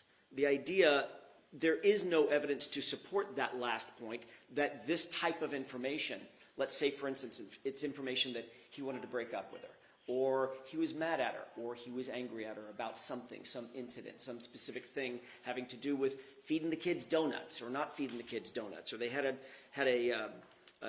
what was considered and what was testified to in the first trial as a very normal row or argument about something as insignificant as that. The fact is, the state of the evidence is that on the night in question, it's uncontroverted by even the Commonwealth that the two of them were getting along extraordinarily well. The facts are borne out in both videos that are uncontested. They're borne out in witness statement that went uncontested, that they were affectionate, they were happy together. They were described by basically everyone on the Albert side, the McCabe side, as well as individuals who also saw, that were not related to those families, who also saw Karen and John interacting throughout the evening, and they all said that they were getting along very, very well. One person described them, the court may remember this phrase, as lovey-dovey. I think that it's pretty clear that through this testimony, or through this rubric of bringing in John O'Keefe's state of mind, the Commonwealth really wants an opportunity to call one or more or several witnesses who will basically say he wanted to break up with her, she was not a good girlfriend, he didn't like her. That is an assassination of her character. You can couch it in whatever terms he wants, but that's really what it is. These witnesses will have no corroboration, we expect. I'm leaving the text messages aside. If there are text messages between John O'Keefe and Karen Reed, that may be a different analysis, but certainly where it comes down to the witnesses, like the niece, they'll have no corroboration or no documents, no writings, no recordings, no videos, no audios, nothing but their word. And to allow a witness to walk in and to say negative things about Miss Reed with no way of verifying those statements is highly prejudicial. It's not just prejudicial, it's far more prejudicial than it would ever be probative in a circumstance. Even if he did, even if the evidence was that he had discussed breaking up with other people, there are two major impediments to the Commonwealth's request. First, there is no evidence that, for instance, from the niece, I don't believe that there will be evidence, that was imparted, or those specific conversations were imparted to Miss Reed. The state of the facts very clearly show the opposite. If we look at the circumstantial evidence, the videos of Miss Reed at both C.F. McCarthy that night, as well as at the waterfall that night, show the two of them getting along, completely inconsistent with two people who were talking about breaking up. John O'Keefe wanting to dump her and her knowing that she was going to be dumped, which is what the Commonwealth is generally suggesting. And second, there's absolutely no evidence that even if she thought that John O'Keefe, if she was aware that John O'Keefe was unhappy in the relationship, that he might want to break up or in the relationship, that would have been a catalyst for murder. And that's where the rubber meets the road in this analysis. That's what the Commonwealth has an obligation to prove before this evidence is admissible. And it's a ridiculous stretch. They'd been together for about 2 years, notwithstanding the prior relationship many years earlier. She had her own career. Karen Reed had her own money. She had her own life. She had her own job, had her own house. She was not dependent upon John for anything, not for money, not for room and board, nothing. They were, at the end of the day, just dating. The fact that she had some text messages with other individuals, or an other individual, Higgins, is actually evidence that she knew she had options, and John O'Keefe likely knew he had options as well. Both of these individuals were not tethered to each other in a way that if one wanted to break up with the other one was going to murder the other one. And that's what the Commonwealth would have to prove to make this admissible. There's no suggestion in the facts that Karen Reed would kill John O'Keefe rather than simply break up with him or allow him to break up with her, and they both go on their own way. It's absurd. And there's no evidence that she was angry with him that night before she got out of her SUV. All of the evidence that we have, all of the uncontroverted evidence that we have, establishes exactly the opposite. They were a loving couple, out one evening, having drinks with friends, in a good mood, and happy with one another. We cite a case called McGraw, M-A-G-R-A-W. And just for the record, I'll state the site. I think it's at 426 Mass 589. And the McGraw court provided a very defined quote that I think is illustrative for our purposes, Your Honor. Quote, "A murder victim's state of mind may be material to the defendant's motive, but only if the defendant knew of the victim's state of mind, and most importantly," the court's words, not mine, "and most importantly, would be likely to respond to it." The best evidence that this second prong cannot be met is the fact that the Commonwealth will attempt to bring in these prior statements of John, which, if believed, Miss Reed never acted on. In other words, they're going to bring in prior statements to say she would necessarily act on it, and act on it in a violent way that would take someone's life, but at the same time, they're stuck with the very clear fact that if, in fact, that's true, and it was imparted to her that he was unhappy in the relationship, she never acted on it, not once. And the moment that we do have frozen in time that we can go look back on is the night of January 29th, or the evening of January 28th, going into the early morning hours of January 29th, in which they were both getting along perfectly well, completely in opposite of what the court in McGraw defines as necessary for that sort of evidence to be admissible. The reason that the Commonwealth's theory for admission doesn't make sense is because it's not really their theory for admission, I suspect. I suspect that it's more that they would like to have someone or some people get on the witness stand and assail Miss Reed's character, make her look bad, and say that she was either a bad girlfriend or that John was not happy with her. It's an attempt to inflame the jury, to make them dislike her for something that has nothing to do with the evidence that she hit him with her SUV on the night in question. And it's a very transparent attempt. We strongly believe that this attempt does not meet the evidentiary standards that are required. The Commonwealth cannot meet those standards, and pursuant to McGraw and its progeny, we would ask that this evidence be deemed inadmissible. Okay. Quick follow-up. It seems the thrust of the defense argument, and I appreciate their advocacy and argument, but it's not shared by the Commonwealth, is that they were lovey-dovey and got along well that night.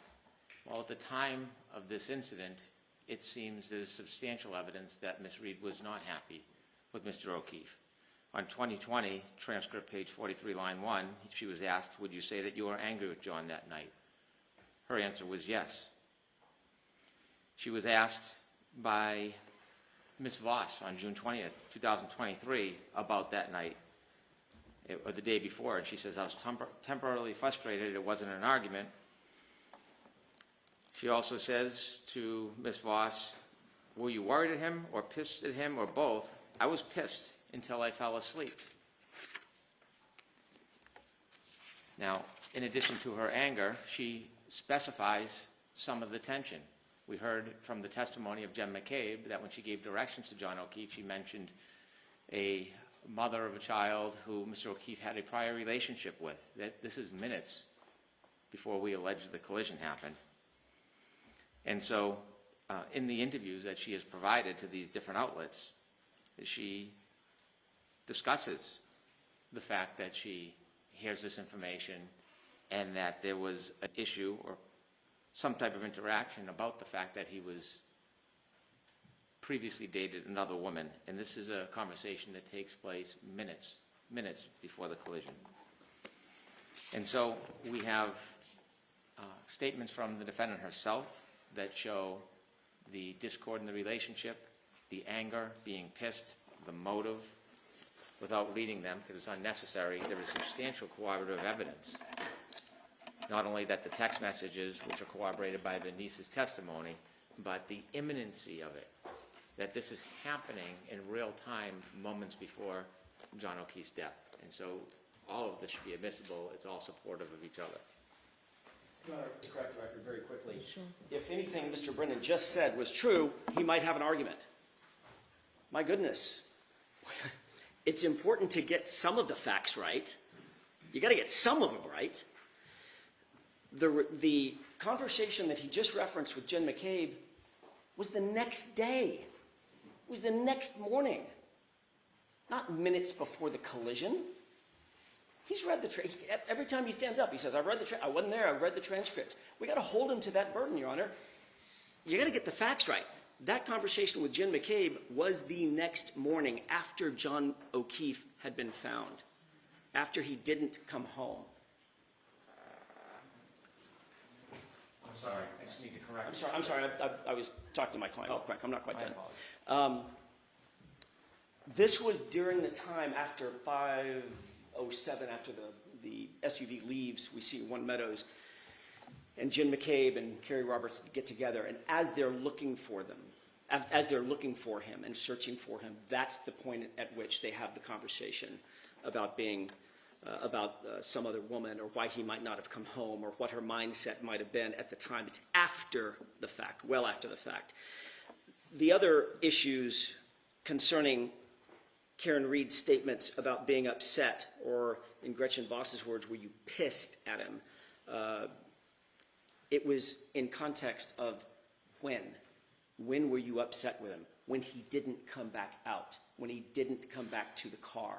After she left, she was angry. That's where all the voicemails take place. That's what she was talking about, having been angry. There is no evidence, none whatsoever, no evidence in the record. I want to make this as crystal clear as I can.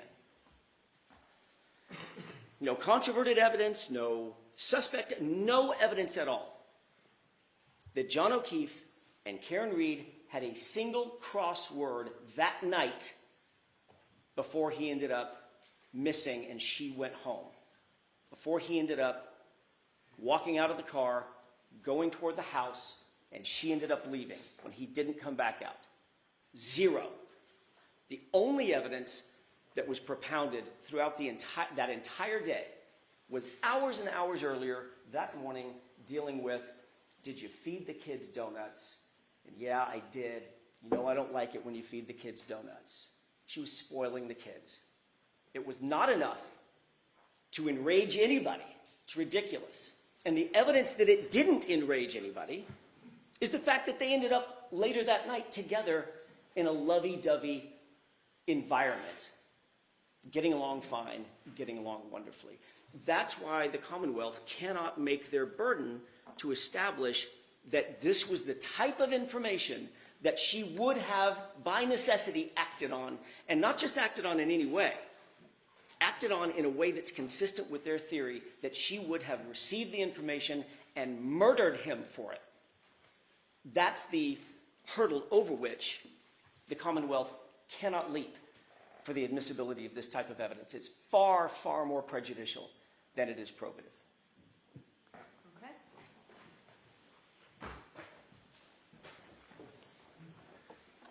Before accusing somebody of getting it wrong, the person accusing should be right.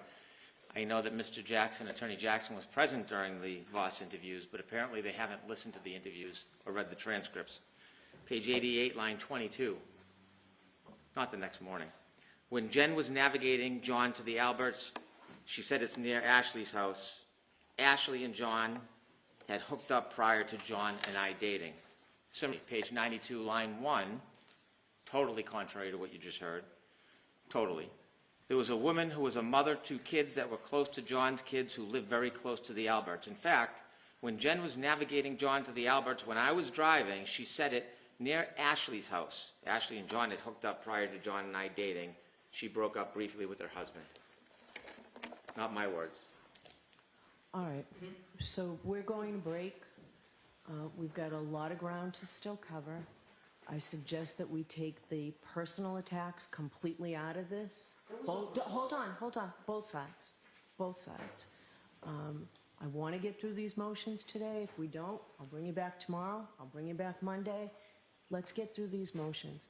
Leave all the attacks, all the falsehoods, all of that. Leave it all aside. Let's focus on the motions and get through this. So I'll see everybody at 2. Your Honor, if I could say one more thing. As the court ponders this last issue. I'm not even thinking about it for the next hour. Let's leave it.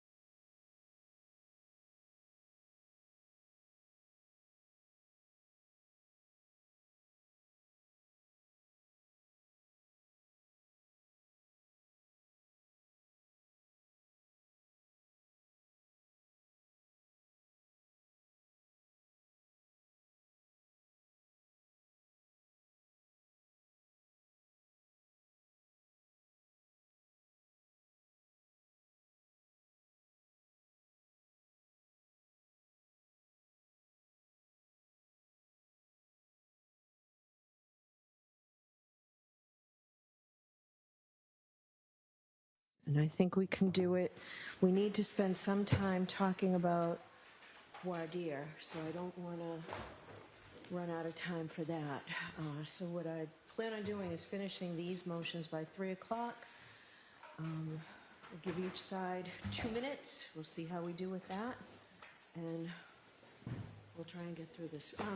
Juror questionnaires, have you provided those? Remember we talked about it the other day? Have the two of you worked out a juror questionnaire? I know you asked us to, we have not.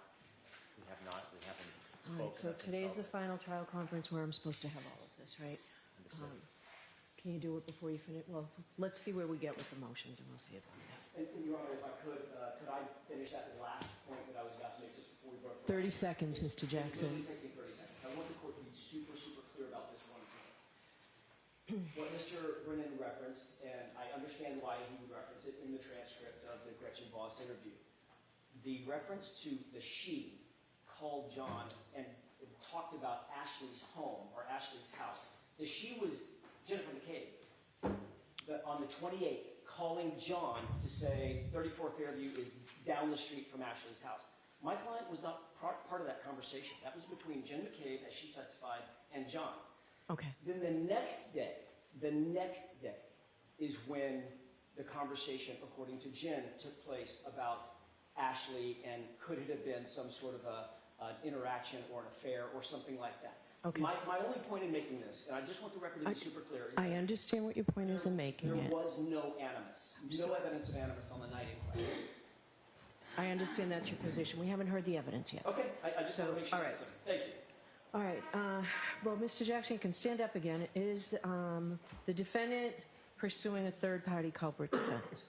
That's going to be my colleague, Mr. Ginnett. So you have 2 minutes, Mr. Yannetti. That's sort of a yes or no, and then I'll hear the Commonwealth. And I'm sorry, I did not hear the question. Are we going to be pursuing third-party? Yes.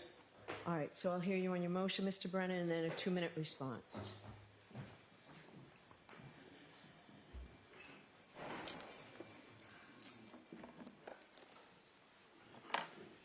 Jimmy, keep track, please. Yeah. Go ahead. Thank you. During the first trial, Your Honor made a ruling prior to defense presenting any evidence or questioning any witness about third-party culprit the defense needed to provide sufficient evidence to pursue or place that issue in front of the jury. The defense, in my opinion, looking at the opening argument, ignored that directive by the court. The very first words of the opening were directed to third-party culprit. And thereafter, throughout the case, there does not seem to be any boundaries, parameters, or identification of the walls or the length of third-party culprit. The varying representations by the defense over time make very unclear what the third-party culprit evidence is, whether it is a particular person, includes particular people, or unknown. We know from the defendant's statements that there was a position taken on the front of the courthouse steps that everybody knew who the third-party culprit was. That position changed. In the Ted Daniels interview, when they were asked about third-party culprit, Mr. Jackson, and the defendant said they did not know. And so despite the recent position that they did not know who the third-party culprit was, in our argument the other day, Attorney Little identified Brian Albert as third-party culprit, Mr. Albert. And so there is this vacillating position on who the third-party culprit is and what evidence they suggest supports third-party culprit. I took an opportunity to go back to the arguments last year for third-party culprit. I have a transcript, and it's equally undefined at that point. And so what we have now is the defense with a hope or an expectation or intention to pursue third-party culprit, but we have no basis for it. The court has been very clear on third-party culprit, and they can't just come in and start accusing people arbitrarily of committing the crime of murder. Section 1105 of the Mass Rule of Evidence makes clear that evidence that a third party committed the crime charged against the defendant. So I will read again the Mass Guide to Evidence. I'm familiar with the law on third-party culprit. Your time is up at this point. You see? I've read your motion, I've read your memo. Okay. Or the pleadings. Thank you. All right, Mr. Yannetti? Jim, why don't you stand when it's done? Can you stand when it's done? Your Honor, I can't do this in 2 minutes. Well, then we'll hold it. We'll That's hold fine. it to the end. That's fine. All right, Mr. Lessie, I'm going to hold you to 2 minutes. I've got the Commonwealth's motion on the Celebrate demonstration. I'll hear you for 2 minutes on that. My 2 minutes start when I get to the podium? Yes. Thank you.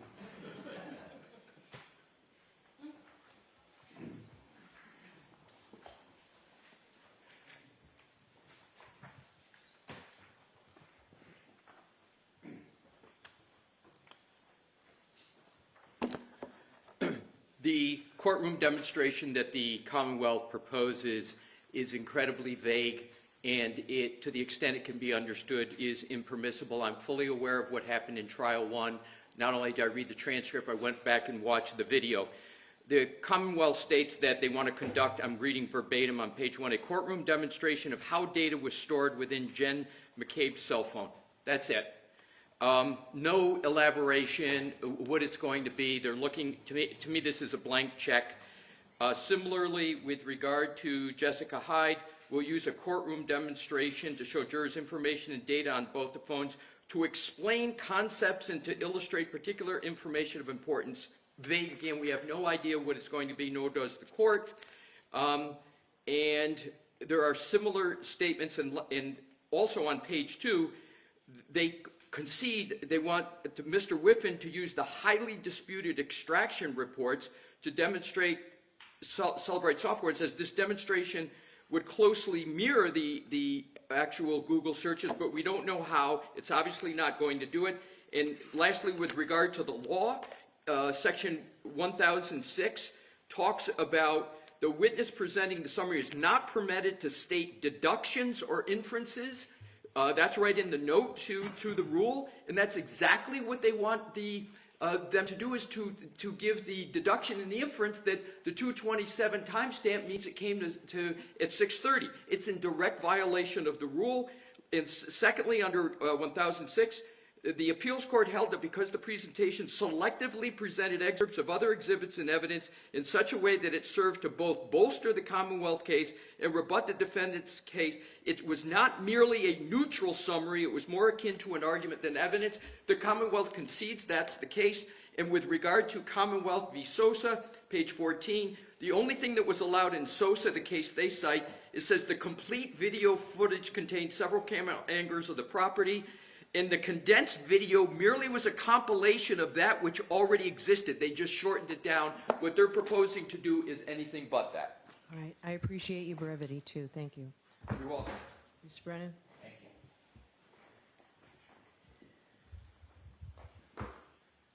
you. The demonstration we would be asking Ian Whiffen to engage in is the same demonstration as he did at the first trial. No different, based on the same qualifications, based on the same experience. It is essential that the jury understand and be able to see the data in action so they can appreciate the legitimacy of how the data is stored and how those windows are opened. As far as Jessica Hyde, we've provided a number of different reports. We would like to provide chalks that come directly from those reports. So if there's anything that's particularly offensive in those chalks, I'm willing to discuss it with the defense. There would be nothing new or different than hasn't already been provided. It would be simply blowing up the photographs or the exhibits in her reports so that the jury can read along and see them. Okay, thank you very much.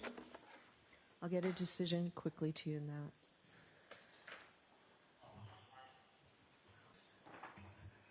Does the defense intend to bring up any bad character or misconduct of John O'Keefe or any witness?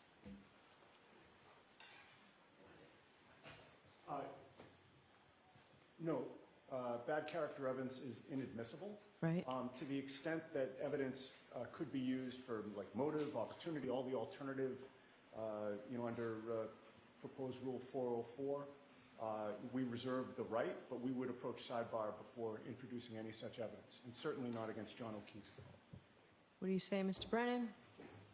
If we have advance notice, I think that's appropriate. I don't want to wait until we get the sidebar. If the defense has an intention of offering what would otherwise be prior bad act evidence, but they think it meets an exception under the rule, then they should propose that evidence so we have time to consider it.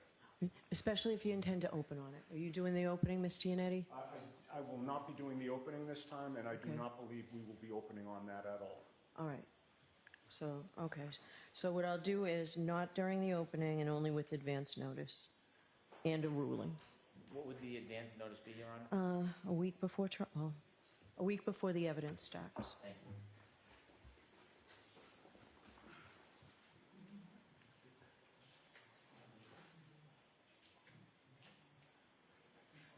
Okay, that's paper 587, Mr. Clerk. Thank you. Commonwealth's motion for an offer of proof regarding calling District Attorney Morrissey and victim witness advocate Steve Nelson. And it also includes a request to exempt from sequestration. Your Honor, with regard to this motion, we have no, on principle, we have no objection to an offer of proof as necessitated by the court's guidance. Yep. The issues do go strictly to trial strategy and attorney work product, so any such offer of proof, we would ask, we make that ex parte. I can tell the court, just to kind of streamline things, we would not be seeking either of these individuals in our case in chief. They would be merely impeachment if necessary. Okay. Certainly, we could make those offers of proof at the appropriate time. Okay, Thanks. all right. I'm satisfied with that. What's the Commonwealth's position? You satisfied with that? I am. I would like the victim witness advocate to be able to... Yes, the victim witness advocate, he'll be able to come in for trial. I wasn't worried about the sequestration aspect of it. I should have mentioned that. Okay. Thank you. All right, so they're both exempt from sequestration. Okay.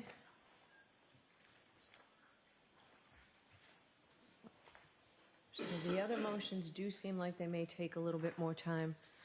I'm going to well, actually, let's try this one, see how we can do with this. So the Commonwealth's motion eliminate to prohibit reference to the pending internal affairs investigation, sustained findings unrelated to this case or unfounded allegations. Well, this is in a little bit different posture now than when the Commonwealth filed it back on March 10th, right? With Michael is. Proctor being fired. Do you need some time to reconfigure this, or you want to just be heard? And for this, I'll give you both 3 or 4 minutes. I think it would be helpful to have more time. I can report that when we learned that Mr. Proctor was fired, we filed a request for all the IA files. We included the defense, and I understand there was a production produced to us, Oh, to okay. both of us. Now, I have not seen it. Okay. It may be voluminous. It's something I'd like to review. I'm expecting that there may be many pieces of material in that production that is going to be relevant for the defense in this case. And if I have a chance to review it, much of it I may not object to, but there are some fundamental things I'd object to. Traditionally, ultimate findings or opinions of an advisory board or a body aren't admissible. So there will be some constant argument about what is objectionable, but I think a review of the material is helpful so we can better define what is in there and what should be admissible and what shouldn't.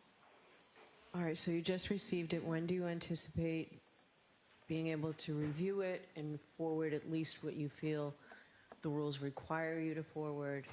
And then if there's anything else that I have to decide, how long will it take you to review it and provide defense counsel with everything that you believe you're required to provide them? They have a copy of everything that we got. Oh, okay. So we had them on the email so they could get everything that we received. We don't have anything they don't have. Oh, okay.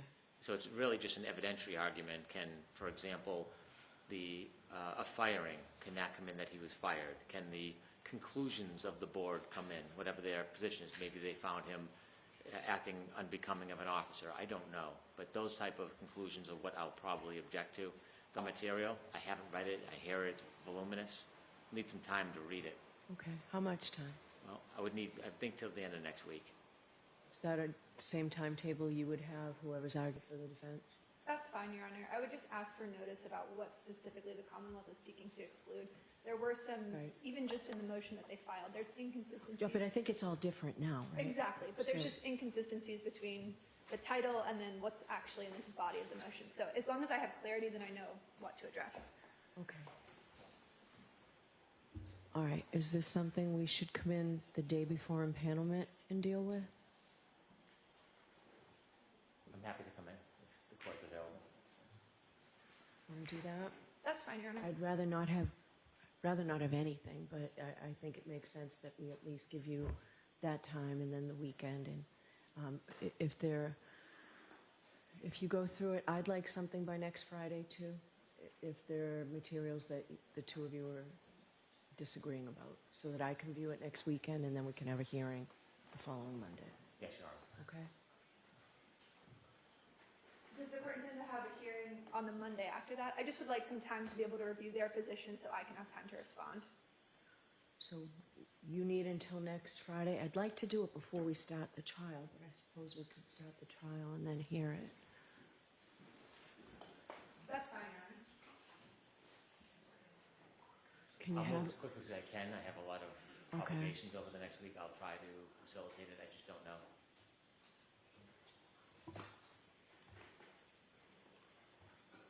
all right. Without knowing how much is in dispute, Ms. Little, you have no idea how long it will take you to address that, right? So, Correct.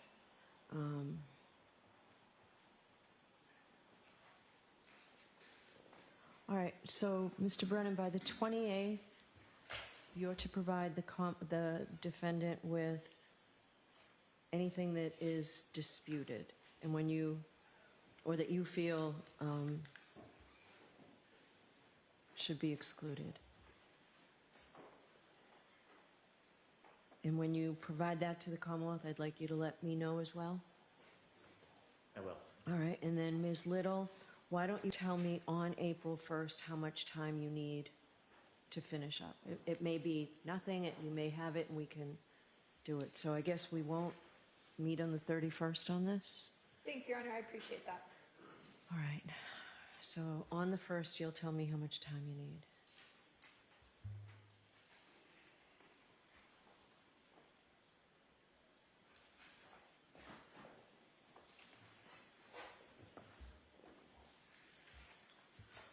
All right, so Mr. Brennan, since we are making good time, I'll let you go back and finish what you were saying when I gave you your 2-minute, when I cut you off after 2 minutes on third-party culprit.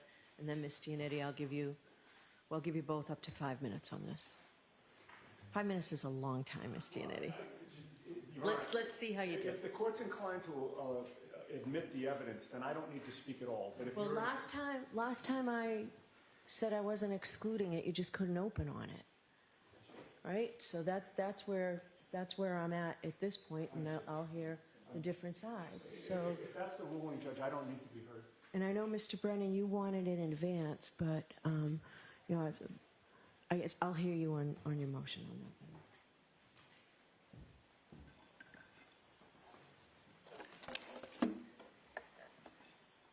The requirements of providing evidence to support third-party culprit are clear. The evidence has to be relevant, it can't be speculative, and it can't tend to prejudice or confuse the jury. If it involves hearsay or inadmissible evidence, there has to be a substantial connection between the crime charged.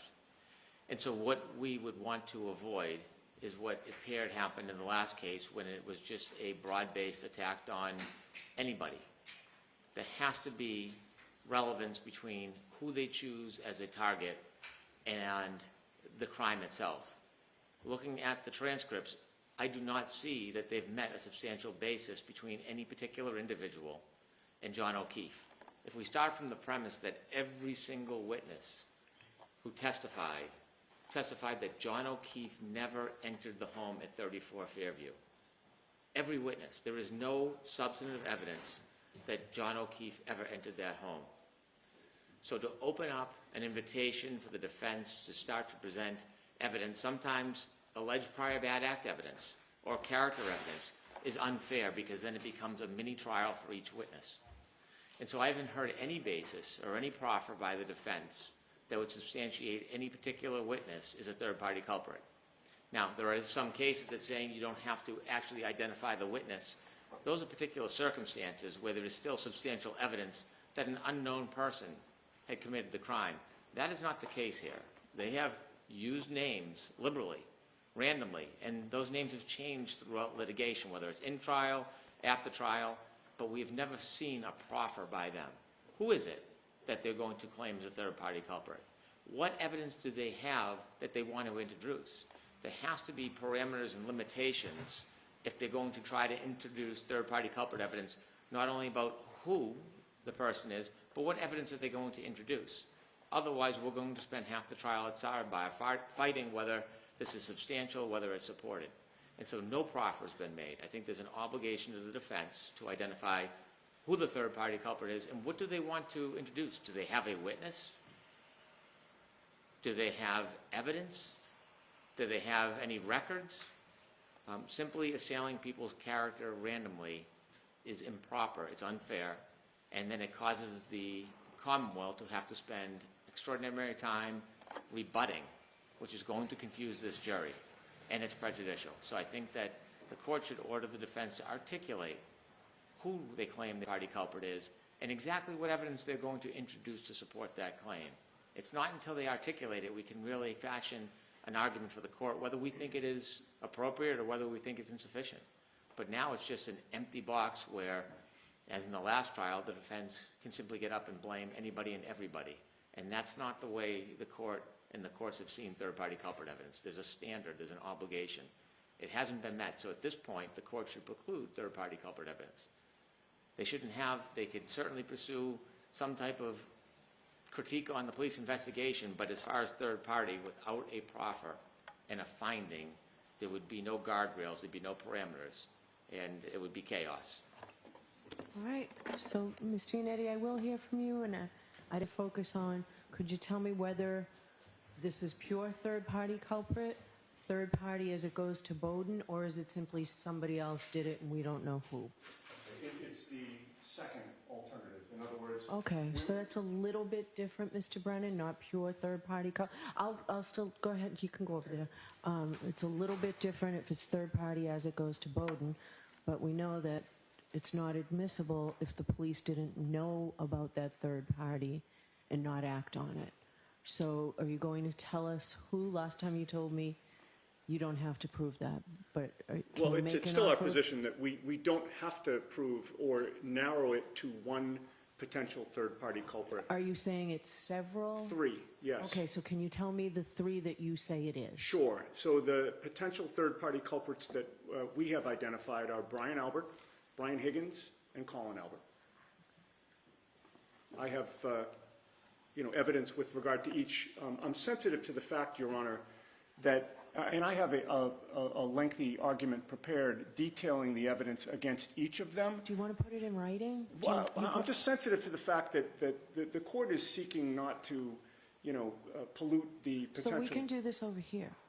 It's up to Your Honor. Why don't I see you preliminarily over here?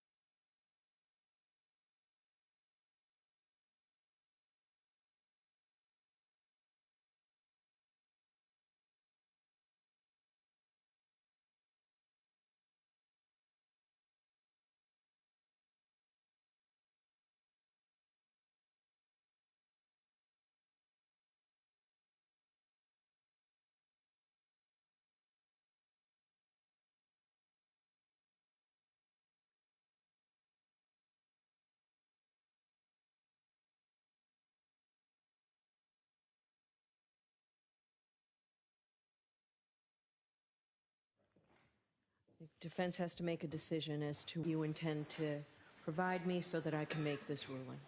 So, all right, next is the Commonwealth's motion in limine to exclude the expert testimony of Garrett Wing. I know nothing about this person other than your motion just says that all you have is a CV. Does the defense intend to call this person? I'm going to address that, Your Honor. How would you, I want to make sure I'm within your time constraints, so you want me to stand up? Like 2 minutes. Just my first question is, who is this person and why haven't you complied with your reciprocal discovery obligations? Your Honor, because this witness is pending Dr. Crosby, and he's presented because of Dr. Crosby. So it depends upon what happens with that. If Your Honor is ruling on the motion for reconsideration, then we can have a better answer to your question, but that's the purpose, is to address if Dr. Crosby is going to be allowed to testify, and if so, as to what. And we're happy to provide, once we get that determination, provide all the things that I think Your Honor has in mind. Well, I've already ruled on Dr. Crosby, right? It's just the reconsideration, whether I think I need to rule on it or not. I'd like you to provide the discovery on this, just so we can keep things moving and we don't have to suspend the trial. We will do so, Your Honor. All right, so what do you say, Mr. Brennan? Well, discovery deadlines have passed, and the Commonwealth shouldn't be in a compromised position of receiving late discovery and trying to deal with it, so I'd like a time certain. You probably have it, Mr. Alessi, right? You're very well prepared. Do you have all your reciprocal discovery that you need to give the Commonwealth on this witness? I do not, and not only do I not have all of it, I need to go take a look at to make sure, in light of recent events, that I provide everything to the court. So I can meet a fairly short deadline, assuming I can communicate 3 days. Can you do it by Monday?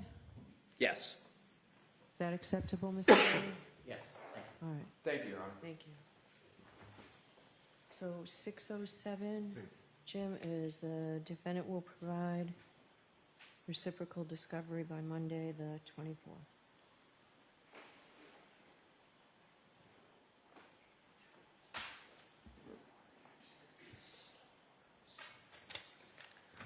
All right, the motion, Commonwealth's motion eliminate to exclude defense expert Michael Easter's opinion of the investigation. So I'll hear you on that, Mr. Brennan. I figured this is probably lengthier than the others. I'm sorry, Your Honor? I figured this might be more than 2 minutes, might be lengthier than the others we've heard.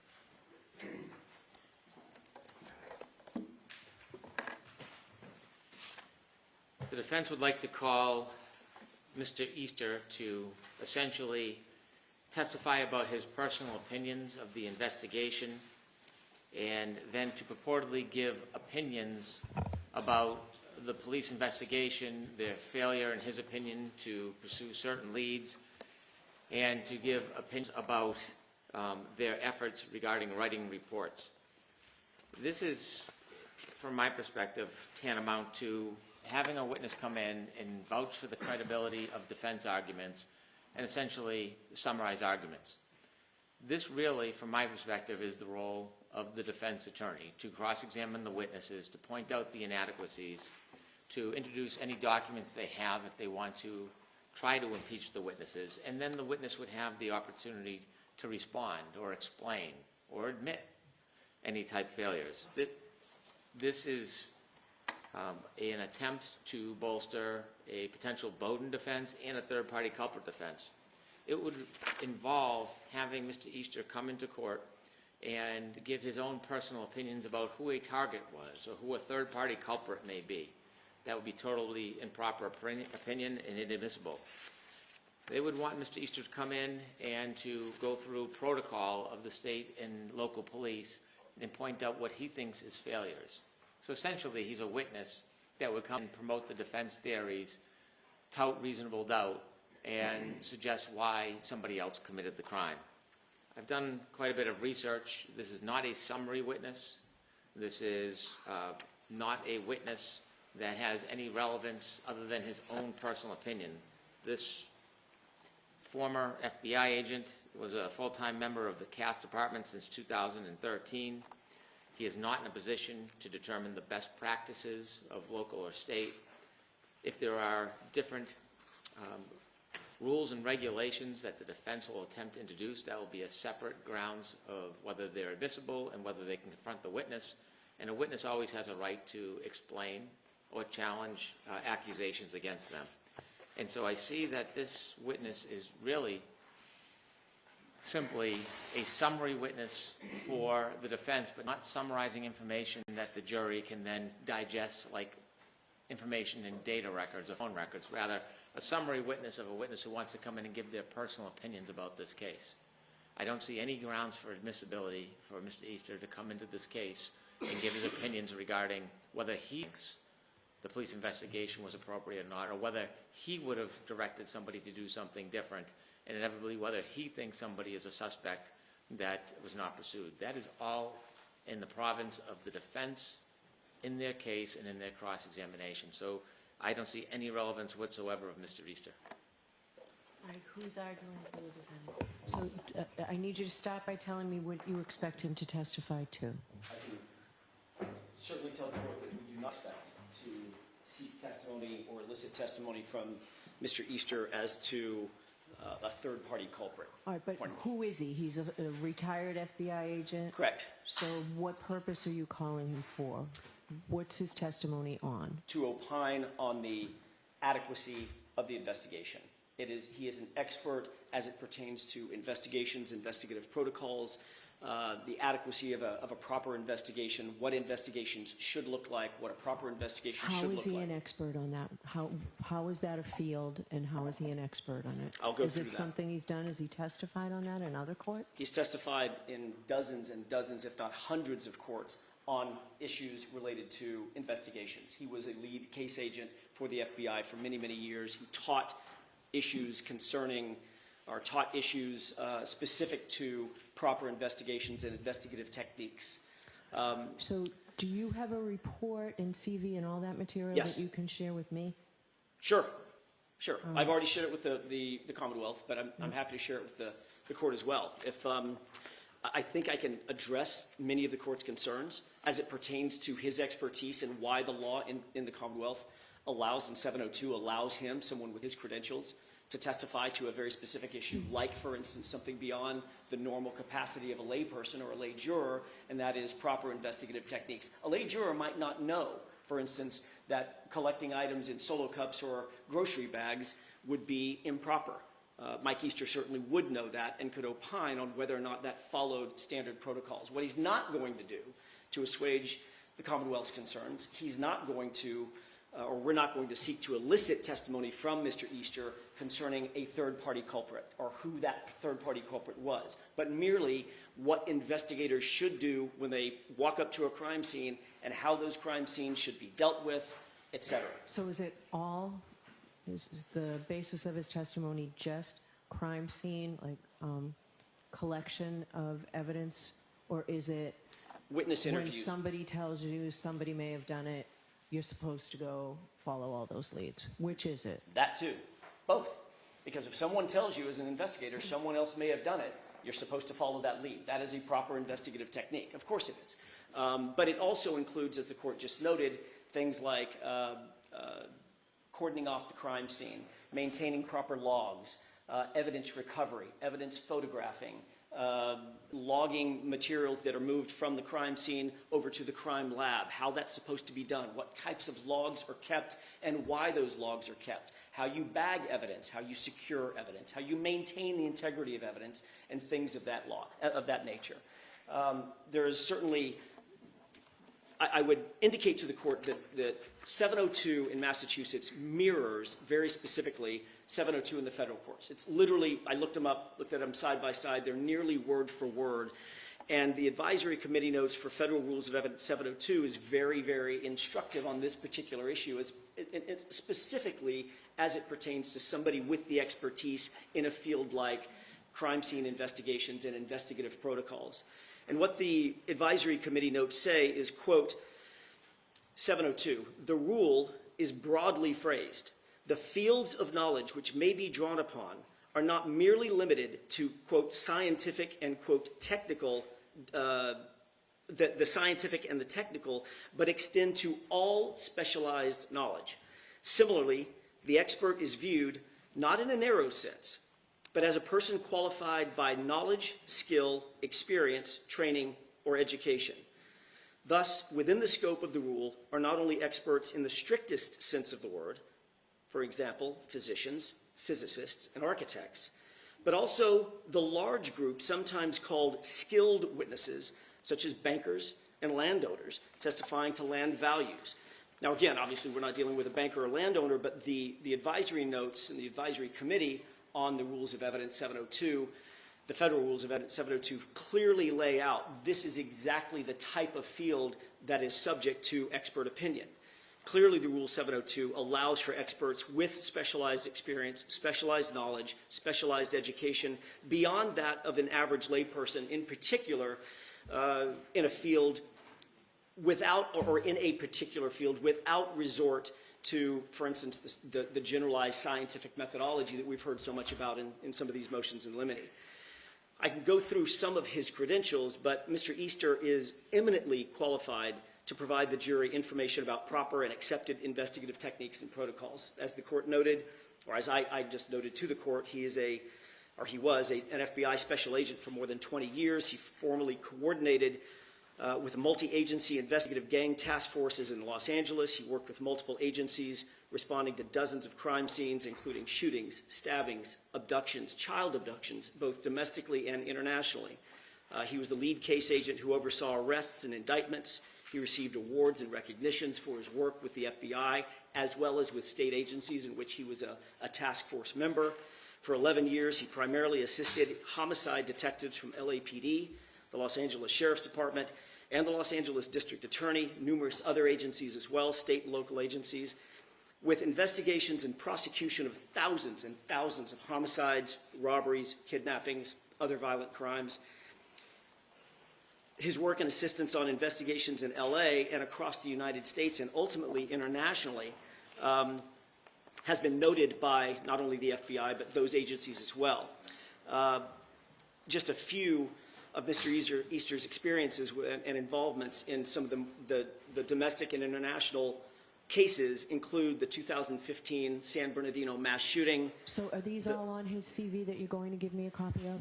Everything, I believe, all I don't need you time again of the restraint. If you're going to give me a copy of the CV, I can read it. You don't need to recite it. It's either, what I was reciting is either in the CV or in his report. One or the other. So that's what I need. That would be much more helpful to me. Then I don't know what more the court would like from me. Do you have a So I wanted to know specific? specifically what you intend to have him testify on. But if it's in his report, It's in his, it broadly is in his report. I don't know exactly every question I'm going to ask him, but I can tell the court in broad brushstrokes, obviously, we're going to ask him, we've already asked him to review, he's reviewed NOD 1 through 59. We're going to give him the additional NODs that we've got as well. He's going to review everything. And from that, he's going to, I expect, render an opinion about whether or not the investigation followed standards and training, best case practices for an investigative technique. so I guess that's my question. So without seeing the report, where are their standards and best practices? Is that something that somebody can turn to and see codification of it, or is it just his experience? No, it's not just his experience. Those standards and practices are oftentimes reduced to writing. They have been reduced to writing with the Massachusetts State Police. So he's reviewed the protocols that are in place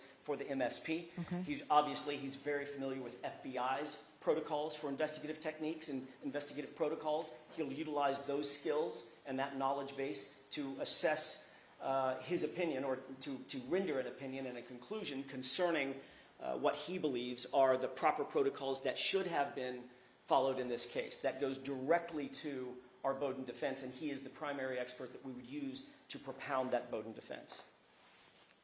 All right, can you get me that report before you leave? Do you have it extra? I think we probably have an extra copy of it, yes. Mr. Brennan, did you want to respond?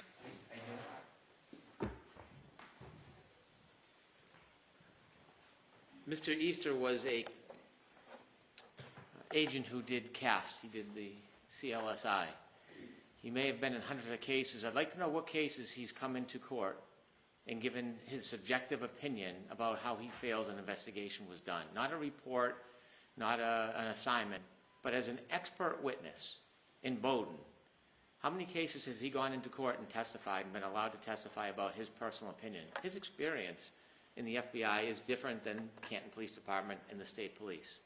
This is just Monday morning quarterbacking, and it's an attempt to bolster argument by counsel so that they can use some type of opinion to lean on when they're arguing to the jury they should have because of the police investigation. I don't see any recognition under 702 or in law where somebody can come in and subjectively give their opinions. If there is a state police protocol that wasn't followed, then the defense can see if that state police protocol is appropriate. If they're speaking to a state police officer, question them about it and ask them if they did it and why. If this person comes in and gives opinions, there'll be a slew of opinions that are shot like a shotgun approach that we'll never be able to have an opportunity to explain. Are we going to call in the Canton Police Department again and call in the state police for a second round so they can explain why they chose certain actions that Mr. Easter is criticizing?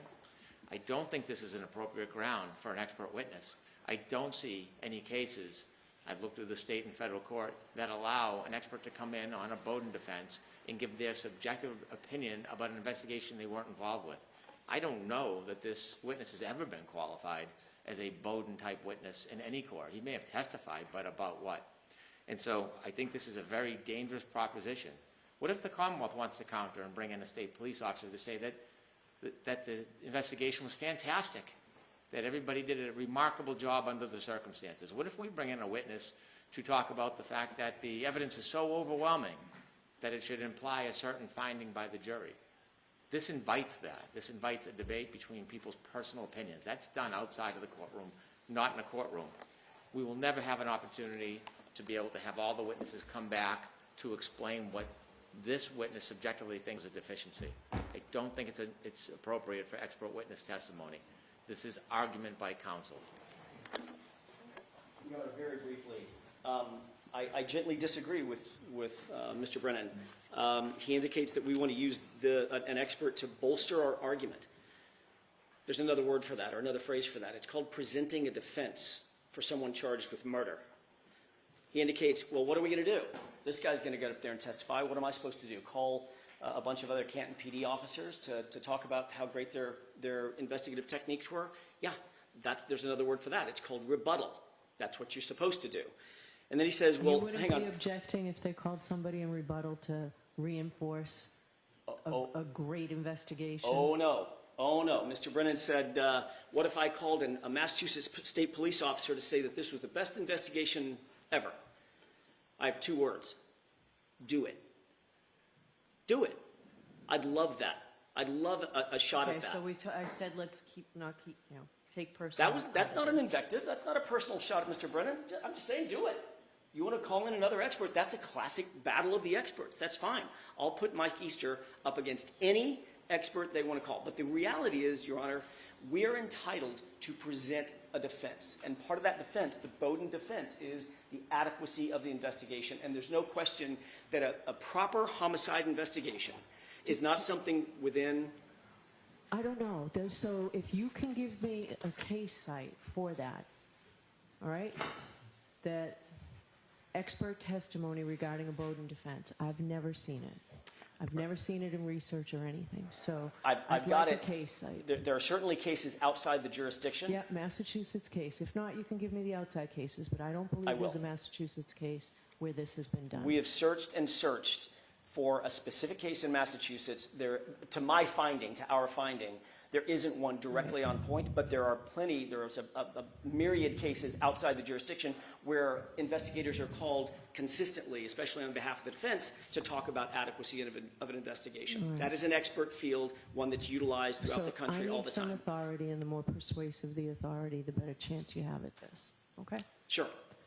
All right. So I think that's it for the motions in limine.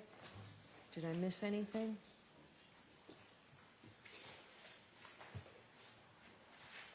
All right. Well, I need that, Your Honor, earlier you alluded to the the defense wanted to talk further about the ARCA issue, the Rule 14. You said we'll wait for, we'll put that off until the end, if I heard you correctly. I thought you and Mr. Brennan were going to talk about it first. Is that your understanding, Mr. Brennan? Yes, and we have not. Yes. So that was my understanding. So impanelment, you don't have anything for me for impanelment? I regret we don't, we have not spoken. Your Honor, if I may, on one point on the impanelment. Sure. I just know it's the court's preference to have a one-page front and back questionnaire. Yes. I was wondering if, in light of the unprecedented pretrial publicity in this case, if Your Honor would consider an additional one-page juror questionnaire that deals with just pretrial publicity. Last month in the Chisholm case, the SJC outlined kind of appropriate questions. Right. If in additional to the front and back, there was just one questionnaire that focused just on pretrial publicity, I think that would expedite the impanelment process. I think that makes sense. Is there any objection from the defense on that?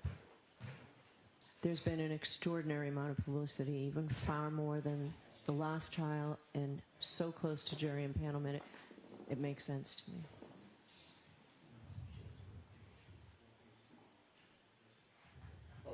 I'm sorry, Your Honor, I was looking for outside cases. No, there's no objection. All right. So I need the joint questionnaire, and it can be that third page, Ms. McLaughlin. I think that's a great idea. And I was thinking about Chisholm earlier when I was expecting something from the parties. All right. File your questionnaire. File your proposed questions that you would like me to ask the venire and that you would like to ask at sidebar. I need that by tomorrow. So tomorrow by the close of business, I need that. So if I need to see you again next week, we'll let you know on Monday. All right? Yes, Your Honor. Okay. Obviously, it would be a day after Monday then, right? Yes, Mr. Unit, it would be after Monday. We did file 2 motions today that at some point we'll need a hearing on. Okay. The defense just received notice this morning, so they're not prepared for today, but we would want a hearing on both of those motions. The sooner, the better for us. So why don't we come in next week?